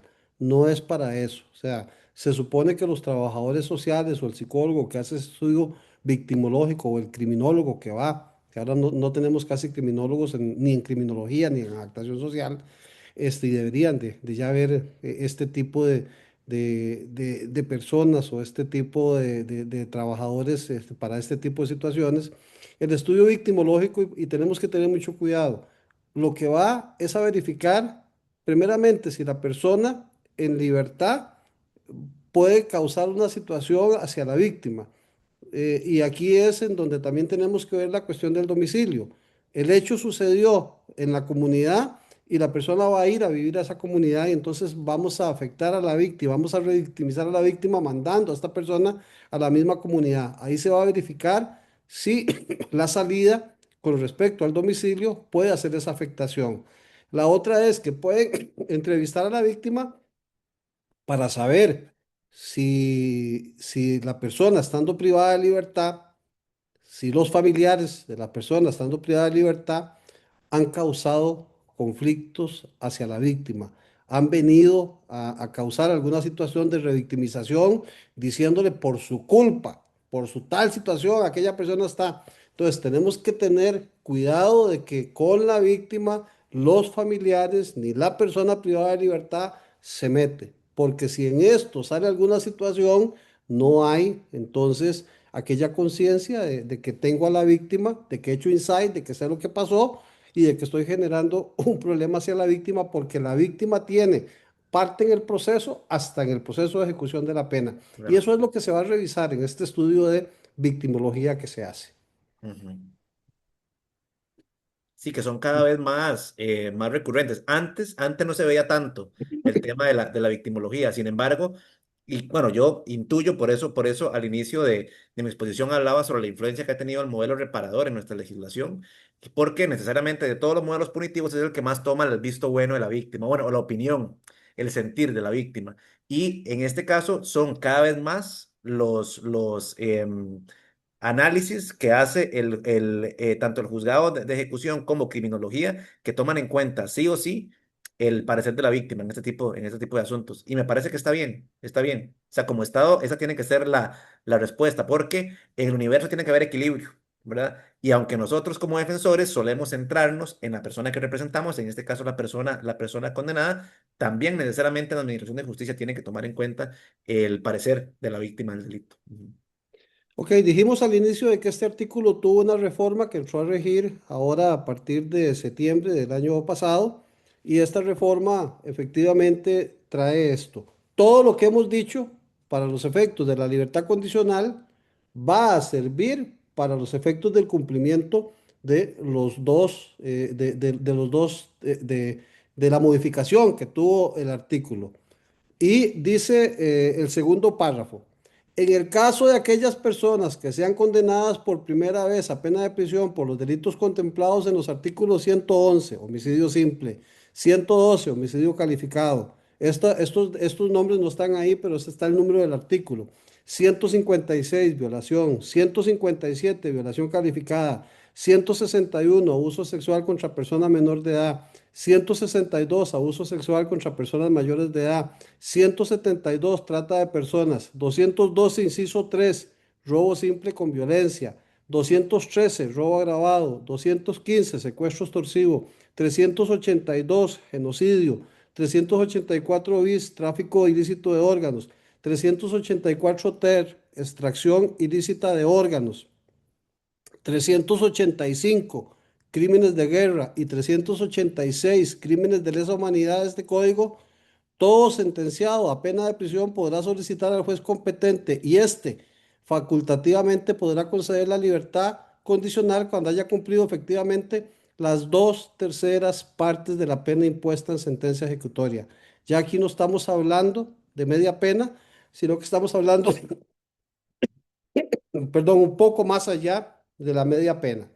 Y además de eso, estarán también los delitos sometidos a aquellos delitos dispuestos a los artículos 21 y 21 bis de la ley 85-89, que es la ley de penalización de violencia contra las mujeres, femicidio y feminicidio ampliado.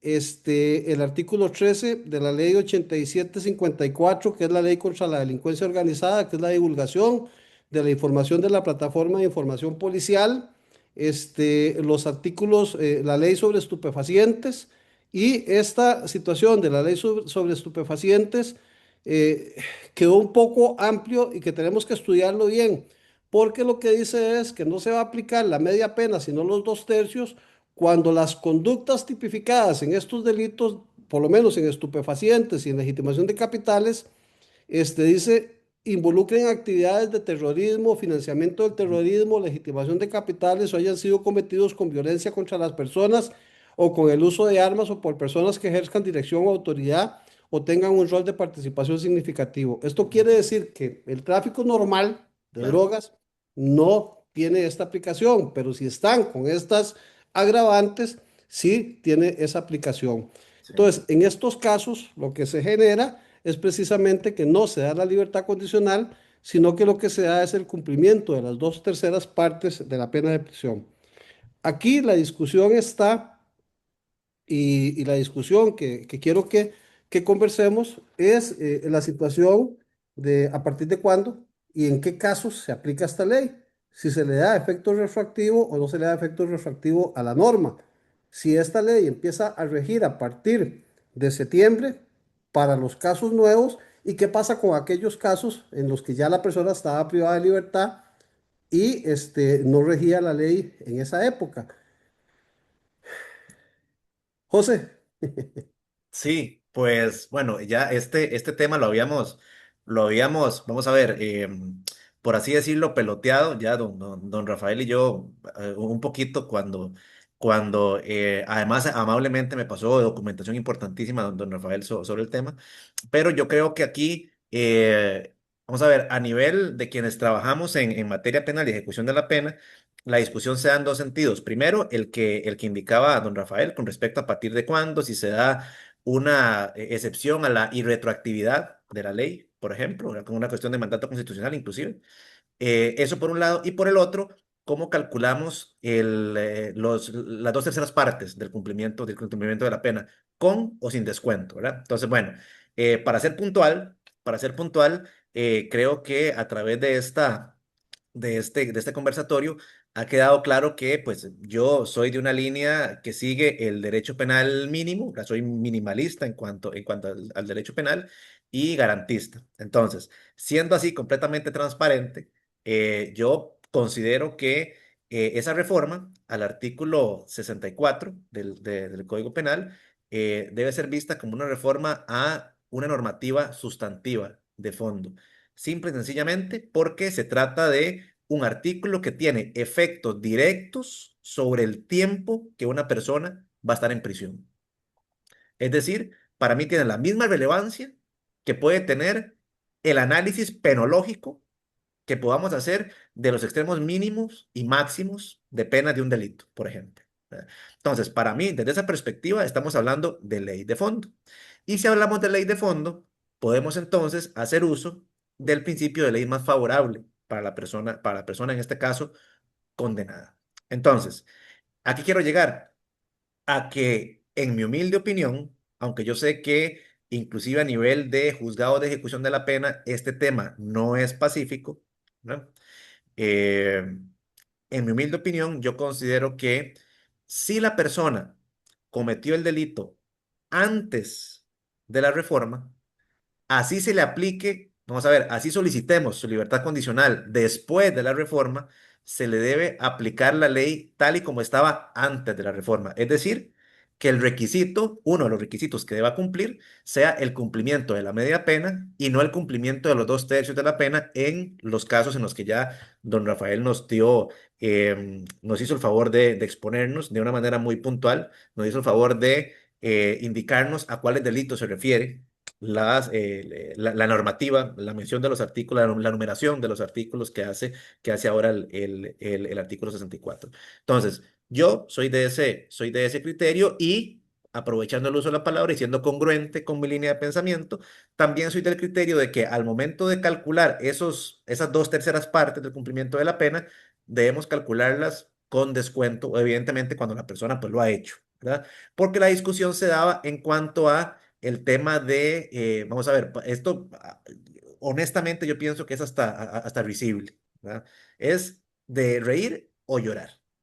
Pero el tema en el que a veces se enfrasca la discusión sobre si el cálculo de las dos terceras partes debe ser con o sin descuento, se da porque algunas fiscalías y algunos juzgados de ejecución de la pena consideran que cuando se habla del cumplimiento efectivo de la pena, se habla de pena sin descuento.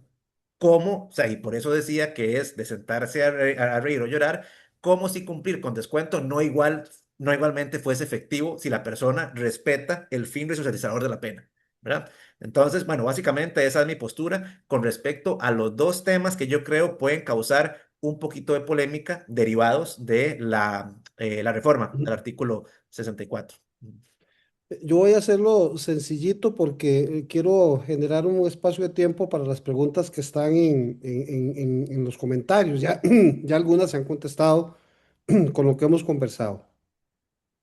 Hay una resolución dictada por doña Irene Marín, la jueza de ejecución de la pena de San José, que era la persona que estaba invitada para hoy también, la resolución 2024-2586, que hace un estudio y un análisis claro del por qué se tiene que considerar Sí, efectivamente que no se puede darle aplicación retroactiva a la norma y que todos aquellos hechos que se cometieron antes de la reforma tienen que ser tratados con la forma en que estaba antes de la reforma y que empieza cuenta nueva para los hechos a partir de la reforma. Y esta resolución la pueden complementar con la resolución 537-2025. Esa es una resolución de un caso que yo llevé al Tribunal de Apelación 537-2025 del Tribunal Penal del Segundo Circuito Judicial del 17 de diciembre del 2025, en donde el tribunal avala efectivamente todo el razonamiento que hace doña Irene Marín en ese proceso y establece de que al caso específico que se estaba viendo se le tiene que aplicar la ley antigua porque el hecho fue cometido antes de la reforma. O sea, y esto es lo que claro, tenemos que tener claro. claro. Hay algunas situaciones de divergencia entre los tribunales de apelación, pero eso es lo que aplicaría. En este caso, doña Irene, nosotros lo que tenemos que efectivamente es determinar y responder si la reforma legal puede aplicarse retroactivamente a hechos delictivos cometidos antes de su vigencia, afectando la posibilidad de tramitar la libertad condicional. Y al final, lo que establece es que en materia de ejecución de la pena, privan principios de legalidad y prohibición de darle efecto retroactivo desfavorable a la norma, basándonos en lo que establece el artículo 34 de la Constitución Política, el artículo 12 y 13 de nuestro Código Penal y el artículo 9 de la Convención Americana de Derechos Humanos. Y al final de cuentas, se establece efectivamente que la ley vigente al momento de la comisión del delito es la que determina la pena aplicable, las formas de cumplimiento Ujú, y las posibilidades de acceder a beneficios de ejecución. Entonces, si una persona cometió el delito bajo una norma que permite solicitar libertad condicional al cumplir media pena, esa expectativa queda incorporada a su estatuto jurídico penal. O sea, esa es la norma que hay que aplicar. ujú, A la par de esto, tenemos también una, un articulito que ustedes pueden ubicar, escrito por un escritor español que se llama Ricardo Mata y Martín, que se llama El principio de legalidad en el ámbito penitenciario. Don Ricardo al final establece y subraya ciertamente y dice que el estudio desarrolla el principio de legalidad, no se agota en la determinación del delito y de la pena, sino que se proyecta también sobre la fase de ejecución penitenciaria, claro. configurando lo que se llama la garantía ejecutiva. Esta garantía implica que la ejecución de la pena debe realizarse estrictamente conforme a la ley vigente, bajo control judicial y con pleno respeto a los derechos fundamentales no afectados por la condena. Ujú, Dentro de las consecuencias derivadas del principio de legalidad en ejecución penal, el artículo identifica expresamente la prohibición de retroactividad de las normas penales y penitenciarias perjudiciales para el penado. La irretroactividad opera como límite absoluto frente a reformas normativas que agraven las condiciones de cumplimiento o restrinjan beneficios penitenciarios. Este artículo lo aplicó el juez de ejecución de la pena, Roy Marín, en una audiencia que andaba yo el año pasado, y él fundamenta el hecho de aplicar la norma que estaba vigente al momento de cometerse el delito, haciendo mención precisamente de lo que dice la doctrina en estos casos. Este articulito en síntesis lo que dice es que en fase de ejecución de la pena, el principio de legalidad penitenciaria impone la prohibición de aplicar retroactivamente normas desfavorables, pero exige la aplicación inmediata de aquellas disposiciones posteriores que sí, resulten más favorables al penado, como garantía de legitimidad, proporcionalidad y humanidad en el cumplimiento de la condena. Esto quiere decir que si hay una norma nueva que favorece al privado de libertad, esa es la que se aplica, pero si le desfavorece, la que se aplica era la que en su oportunidad le favorecía más. Aquí generamos esta parte y vamos a entrarle, don José, a las preguntas que tenemos aquí porque ya estamos llegando al tiempo que normalmente nosotros tenemos. Nos dice bien Campos, ¿qué sucede si el plan de atención técnica no se cumple por parte del personal técnico? ¿Es apto para enviar un incidente a ejecución de la pena? El tema es complejo, ¿verdad? Porque aquí se sale de las manos de la persona privada de libertad. El problema es que, en mi opinión, esta circunstancia no termina de ser, desde el punto de vista humano, entendida por algunos juzgados de ejecución de la pena. Y consideran que si el plan de atención no está terminado, si los informes son negativos, así sea por factores ajenos a la voluntad de la persona, pues no se puede tramitar la libertad condicional. Igual, como todo en derecho penal, todo es muy casuístico, ¿verdad? Aquí estamos hablando sobre posibilidades, es decir, cuando este tipo de cosas se da, podría uno pensar en que puede haber un juez o una jueza que sea consciente de que fue una situación que se salió de las manos de la persona detenida y su defensa, y que a pesar de incumplir a uno de los requisitos se puede pensar en otorgar la libertad condicional. Sin embargo, por experiencia, pues se sabe que los criterios son bastante rígidos, bastante formalistas en ese sentido, entonces pues sería un gran problema, sea cual sea el motivo por el que no se cumple con el plan, es un problema, normalmente es un problema. Recomendación, los papelitos hablan. Si hay un plan de atención y este plan de atención no se ha podido llevar por inercia del sistema y el privado de libertad los ha gestionado, yo siempre le digo a quien está atendiendo un plan de ejecución de pena, ok, o está atendiendo a una persona privada de libertad o el mismo privado de libertad, tiene que mandar la gestión de que se cumpla con el plan y tener ese recibido. El abogado que está atendiendo a esta persona de libertad puede hacer una gestión ante la dirección, ante el centro o un recibido. Para que si yo voy a una audiencia de libertad condicional y no se ha cumplido ese plan, hacerle ver al juez de ejecución de que el cumplimiento del plan no se ha hecho, no porque el privado de libertad no ha querido cumplirlo, sino porque el sistema no se lo dio. Y Ujú, tengo casos en donde el juez efectivamente establece que no se le puede atribuir esa falta de cumplimiento del plan al privado de libertad cuando éste ha sido una persona que ha gestionado, que ha solicitado y que el sistema no le ha dado respuesta. Lo que dice doña Deán también es posible, de que si la persona está por cumplir y no se le ha dado eso, pues puedo presentar un incidente de queja para que el juez valore y el juez ordene que se dé ese cumplimiento para que esta persona cuando cumpla los requisitos efectivamente no venga a tener negativas. Carolyn Montero, hay demasiadas personas a la espera de ese proceso interdisciplinario y el centro los coloca en una lista de espera aun cuando ya están en tiempo para solicitar su media pena o libertad condicional. ¿Qué sucede en esos casos? Yo creo que es lo que acabamos de decir. y Si documentarlo. tenemos alguna situación en ese sentido, pues es tratar de gestionar, dejar por escrito, pedir. Sí. Y si tenemos la posibilidad de ofrecer, porque también tenemos en la libertad condicional la posibilidad, en el caso de que sea un plan de atención psicológica, de que sea un plan de atención de drogas, de que sea un plan de estos tipos, de decir, mire, aquí yo tengo una nota en donde la persona privada de libertad va a ir a cumplir a cierto centro este plan de cumplimiento para que se le ponga como condición esa situación.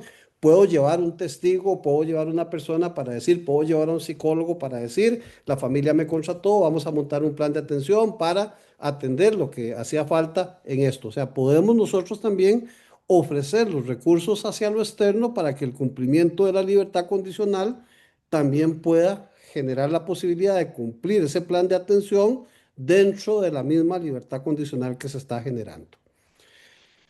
Ingrid Jiménez, ¿qué pasa si un privado de libertad ya cumplió la media pena? Estaba haciendo el curso de habilidades que necesita para que le den posibilidad de salida y lo pasaron a un ámbito de alta contención donde les quitaron derechos de todo, aun cuando tiene oferta laboral y domicilio. Bueno, es un tema complejo. Lo primero que se me viene a la mente es si está documentado a raíz de qué se dio ese cambio de nivel de contención. ¿Por qué? Porque ahí puede haber un problema. Es decir, por ejemplo, si se habla de un cambio en el nivel de contención, idealmente eso debería tener una explicación administrativa. Es decir, el cambio debería constar, la razón por la cual se dio ese cambio debería constar en el expediente. Entonces, en el expediente administrativo, por lo menos, en el centro penitenciario. Entonces, eh, si ese cambio fue hecho por algo que realmente lo motivó, estaríamos hablando de algún asunto disciplinario o algún asunto a nivel de centro penitenciario relacionado con alguna medida cautelar, por ejemplo. Y esto podría ser que se dificulte el otorgar una libertad, una libertad condicional, ¿verdad? Si el juez, si el juzgado se da cuenta de esto, podría ser una limitante. O sea, podría ser como un mal precedente, por así decirlo. Ahora, si el cambio se dio de manera antojadiza o con alguna violación al debido proceso, ya sea en un asunto disciplinario o algún asunto relacionado con alguna medida cautelar en el centro, eso se puede eventualmente demostrar, me parece. Eso sí, habría que demostrarlo. Habría que, como tal y como lo decía don Rafael, documentar, por ejemplo, que se pidan explicaciones sobre por qué se dio ese cambio, es decir, demostrar que ese cambio se dio de una manera eh, no motivada, no fundamentada, irracional, si se quiere, y que no forma parte, o sea, no fue por voluntad de la persona condenada y que la persona condenada más bien demostró la voluntad de cumplir con el plan, con el plan de atención. Esto para tratar de maniobrar con ese problema, porque sí, o sea, a fin de cuentas, si a él se le ubica en un centro, en un módulo de más alta contención sin explicación alguna, y pues evidentemente no es responsabilidad de él no haber terminado con el plan con el cumplimiento del abordaje, con el plan de atención, ¿verdad? Pero habría que ver si en algún lado consta el motivo por el cual se hizo ese cambio de modalidad de contención, porque también por ahí podría venir el problemita este de que se considere que existe un mal precedente, un problema de conducta, por así decirlo, a nivel de audiencia, ejecución de libertad condicional, perdón, sí.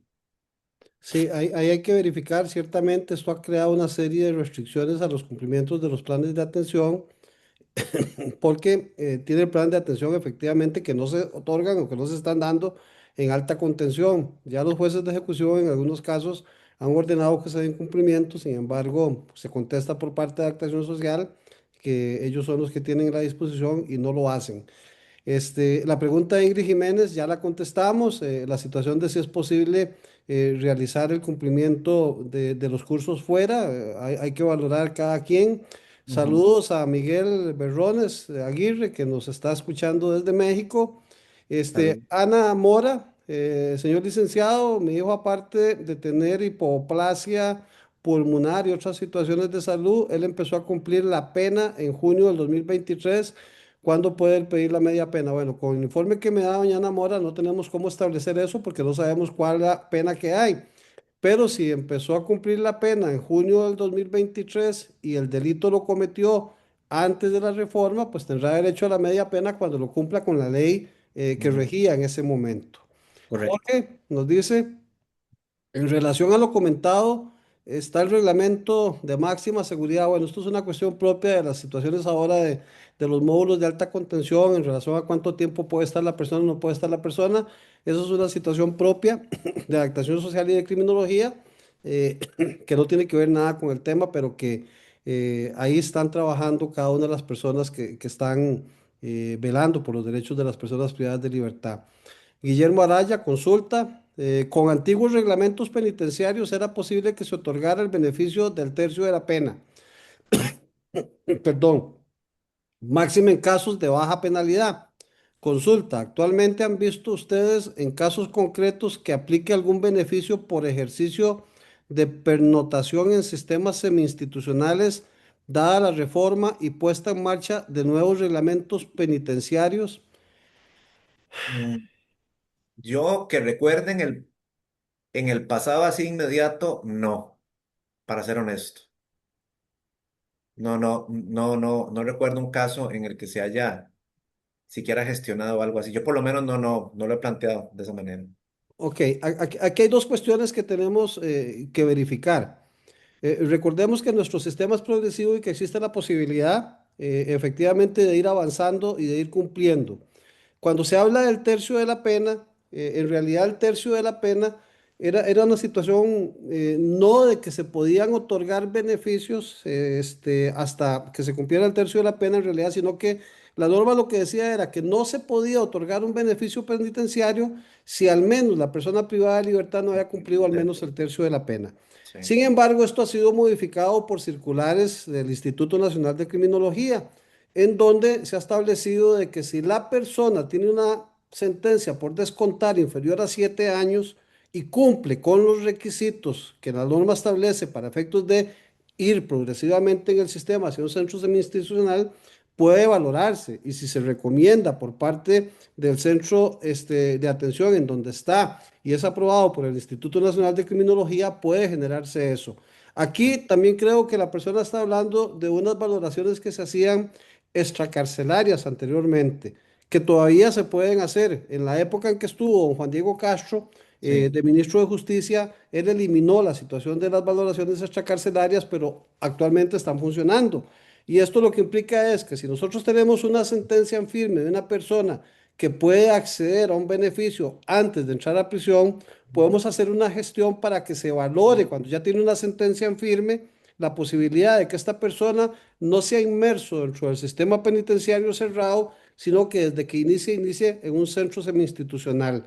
Es sí, difícil, pero se da y tienen que sí, hacerse gestiones ahí propias de ellos. Y nosotros sabemos que esta persona está esperando una situación de firmeza de una sentencia y esta persona efectivamente sabemos que va a ir, o que esa sentencia va a quedar en firme y que está dentro de los parámetros, una sentencia de 4 años, una sentencia pequeña que no esté dentro de estos delitos que no tienen ninguna limitación, podemos hacer esa gestión de valoración extracarcelaria para que Adaptación Social y el Instituto Nacional de Criminología nos dé esa posibilidad. sí. Y ahora que recuerdo, es que en este momento los artículos se me escapan, pero el reglamento del sistema penitenciario establece que efectivamente cuando la persona es primaria y se expone a, o más bien tiene que descontar una pena de no más de 8 años, y no ha ingresado aún al sistema penitenciario, se puede hacer la gestión para, por ejemplo, estar en un centro semi-institucional. E inclusive en el caso de las mujeres, se habla de una circunstancia parecida en los módulos para ellas, para las mujeres, y establece que cuando la persona igual es primaria y se encuentra además en una situación de vulnerabilidad, podría echarse mano de una medida similar cuando, insisto, sea primaria y la sentencia, perdón, a la que la condenaron no supera los 12 años. Eso está inclusive en el reglamento. Entonces sí, podría ser un dato importante para la persona que nos pregunta. Sí. Aquí don Guillermo Araya nos pone en contexto lo que establece el artículo 15 de la circular 3/2024 sobre los lineamientos para la realización de informes y valoraciones. Sí tenemos que tener en cuenta que las valoraciones se hacen al año o cada 2 años dependiendo del monto de la sentencia que tenga impuesta la persona o de lo que quede por descontar. Puede empezar con valoraciones cada 2 años y cuando ya tiene menos de 5 años, si no me equivoco, se hacen las valoraciones cada año. Sí. Este, una persona pregunta aquí, Ingrid Jiménez, que si es cierto que para el arraigo en caso de delito de homicidio tiene que estar a más de 10 kilómetros de donde reside la víctima. Que esté legislado así, no. O sea, puede que en algún caso concreto se haya considerado que en ese caso, pues, era viable eso, ¿verdad? Pero como que esté legislado y que sea regla, no, no, no. Ah, y ya encontré el artículo del reglamento del sistema penitenciario, es el artículo 177, el que habla de las personas que son primarias y no han ingresado aún al sistema penitenciario y están condenadas a una pena no mayor de 8 años para que eventualmente se valore la posibilidad de ubicarlos en un centro semi-institucional. Sí. Tatiana Araya nos dice que efectivamente el domicilio y el trabajo en la medida de lo posible que no sea relacionado con el delito. Ujú. Wendy Carballo, en caso de que la persona sea pensionado, no es parte de los requisitos que tenga una oferta laboral. Ya había indicado esa situación, se valora Sí, eso. Si la persona está pensionada y ya es un adulto mayor, no vamos a mandarlo a claro. trabajar. En realidad lo que tiene que tener ahí fuerte es el arraigo familiar y el arraigo domiciliar, que y que cumpla con con las demás otras partes. En estos casos, sí, los jueces de ejecución son claros y los trabajadores sociales son claros en verificar de que nosotros no vamos a mandar a una persona que ya ha cumplido su situación y que todavía está pensionado. Sandra Vargas dice, buenas noches, a mi hijo después de 14 años, ya con trámite de media pena, en noviembre del 2024 le asignaron curso de habilidades para la vida en todo el 2025. No le dieron curso, se mandó correo y contestaron que está para primer semestre del 2026. El 7 de enero el juez le indicó que tiene que hacer el curso. Eh, lo felicitó por su comportamiento, pero a las dos audiencias que ha ido, antes de hacer la misma, el fiscal pide que se haga porque si no se hace, pues va a apelar y que tengan conocimiento de antemano. Esto es parte de lo que ya se ha estado conversando. Hay algunos centros que no tienen esas posibilidades de estar generando eso, pero si ya el juez de ejecución había indicado que tenía que llevarlo, normalmente el juez en la sentencia donde deniega, también le ordena al centro penitenciario que a esta persona se le otorgue el curso. Si no se lo han dado, pueden estar con un incidente de queja para que el juez de ejecución ordene que se cumpla, en este caso, con lo que la persona privada de libertad requiere. Melissa Valenciano, podrían ver este seminario en algún otro momento, está siendo grabado.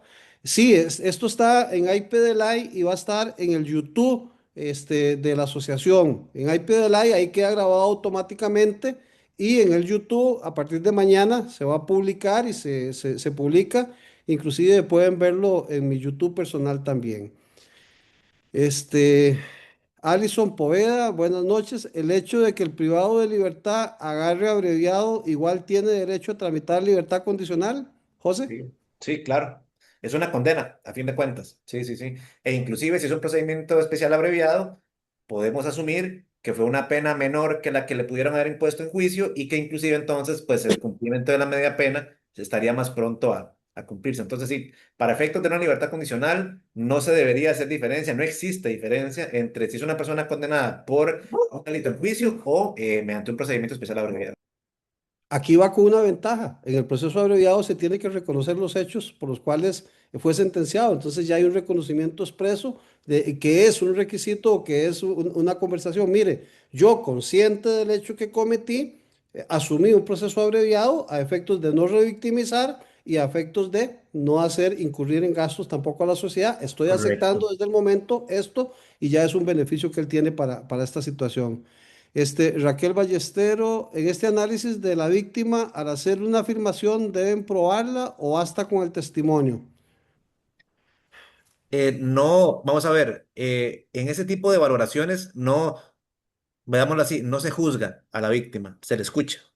Entonces, no es que se va a poner en duda lo que la persona víctima ya vaya a manifestar, pero además, recordemos que existe una sentencia en la que no solo se acredita que la persona en su momento imputada y luego condenada cometió un delito, sino que ese delito tuvo una víctima. Entonces, ya existe lo que nosotros en derecho llamamos cosa juzgada material, es decir, un hecho ya indiscutible. Y si esa víctima ya fue víctima en el proceso en el que a mí me condenaron como imputado, ¿verdad? Se pasa a ser persona condenada, entonces con mucho menos sentido le podrían cuestionar a ella cualquier cosa que manifieste. Y en todo caso, las valoraciones tampoco buscan eso, las valoraciones tampoco buscan como que se vaya a revictimizar a la persona ofendida, sino lo que se busca es determinar, hacer una ponderación, un equilibrio entre lo que pide la persona condenada y las necesidades y el sentir para el proceso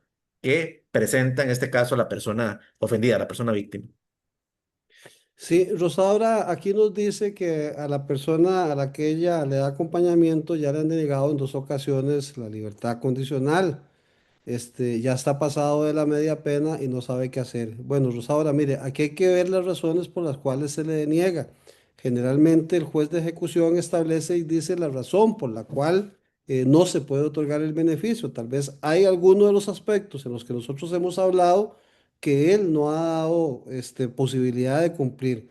Entonces, aquí lo que requeriría es hacer una valoración de ese expediente, ver lo que ha pasado y trabajar con algún asesor legal externo que le pueda colaborar para preparar a esta persona para una gestión. Se puede solicitar en varias ocasiones con un periodo de tiempo ahí que transcurra, pero sí hay que saber las razones por las cuales se denegó. Y en el caso de Rogel Torres, sí, Rogel, ya hemos dicho de que efectivamente no existe un precedente, digamos, o una unificación de precedentes en qué es lo que aplicamos o no aplicamos en relación con el principio de retroactividad y retroactividad de la norma. Hay jueces que la aplican, hay jueces que no la aplican, hay tribunales de apelación que la están aplicando, hay tribunales que no. Y desafortunadamente, como aquí no tenemos una ley especial de ejecución de pena, que crea estos precedentes para después irnos a aplicar ese precedente, lo que sí tenemos que tener claro es que el abogado que está gestionando, pues tiene que ir con toda esa información hacia el juez para tratar de hacerle ver lo que la norma establece y si consideramos que se está vulnerando, pues un derecho, buscar otras instancias, ¿verdad? Este, Vea, me quedan ya algunas preguntitas aquí. Voy a encargarme de las dos últimas para ya cerrado. Estamos llegando a las 8 de la noche. Nos pasamos media hora, José. La oficina encargada de delitos Muy menores bien. de 8 años se llama Oficina de Valoración Preliminar para que sea ubicado en semi-institucional, pero la defensa pública no conoce de esta. Es lo que estábamos diciendo, la posibilidad de hacer valoraciones extrajudiciales. Ujú. Esto es parte. Yo siempre he hablado, la ejecución de la pena es todo un tema. A nosotros muchas veces en las universidades no se nos enseñaron, es el último Sí, capítulo de nuestro Código Procesal Penal y por eso hace 15 años empecé yo a dar este curso en el Colegio de Abogados. Vamos a tratar de volver a verlo y por eso estamos con estos conversatorios, precisamente para que todos aprendamos un poco. Una situación, no tenemos una ley de ejecución de la pena, hay un proyecto de ley que es viable y que está efectivamente con algunas situaciones que hay que mejorarle, pero que ahí se va trabajando. Andrés Cedeño, ya la última, pregunta anónima. Por favor, qué vergüenza. Pregunta anónima, ya hay el nombre. Bueno, ahí está, aparece con el nombre. Muchas gracias. Un joven primerizo puede pedir la libertad condicional. Él estudia y la condena es de 5 años. Su delito es robo agravado con agresión. Ya dijimos que está, bueno, esto va a depender de la fecha en que cometió el hecho y cuál es la norma que se aplica. correcto. Está dentro de los que no es posible porque es un robo agravado, pero si se cometió el delito antes de septiembre del año anterior, tiene derecho a la libertad condicional. Bueno, José, A usted. agradecerle por acompañarme. Creo que ha sido una bonita conversación. Hemos abordado los temas. Solo un artículo del Código Penal, la libertad condicional, vimos en ejecución de la pena y vean, nos llevamos 2 horas Sí, conversando 2 horas. y nos quedó mucho que Claro, conversar y muchas dudas también dentro de la gente que hay. Esperamos que este inicio de la Asociación Internacional de Profesionales en Derecho con este tema haya sido de agrado con ustedes, haya sido de provecho y los invitamos a seguir participando de este proceso. José, muchas gracias. Creo que o vamos a tomarnos en cuenta para hacer algún conversatorio en otros muchas gracias temas a de ustedes. tu currículum para seguir hablando. Y gracias a todos. Buenas Muchas gracias a noches por estar ustedes. con Muchas gracias a nosotros. José, ustedes. nos mantuvimos con 108 personas conectadas y con más de 400 visualizaciones en el Facebook Live. Eso quiere Buenísimo, decir de que el buenísimo. tema era de Sí, cariño y era un tema bonito. Creo que no los aburrimos. Y además de eso, va a quedar en YouTube y en el Facebook Live la grabación. sí, Buenas muchas noches, José. gracias. Muchas gracias por la oportunidad. De verdad, pues que complacido, honrado. Me siento muy honrado, como decía al principio. Ha sido una muy bonita experiencia. Efectivamente, tengo la mejor disposición para seguir participando de este tipo de conversatorios o actividades similares. Tenemos además líneas de pensamiento afines, creo. Y bueno, para mí todo lo que sea académico, compartir conocimiento es súper importante porque así es que aprendemos todos los días. Y nuevamente, pues las gracias tanto a usted, don Rafael, a la asociación también y a las personas pues que sacaron casi 2 horas para escucharnos ahí hablar y también hacernos las preguntas que pues con las que nos demostraron no solo cariño, sino que el tema fue de interés. Muchas gracias. Buenas noches a todos. Buenas noches.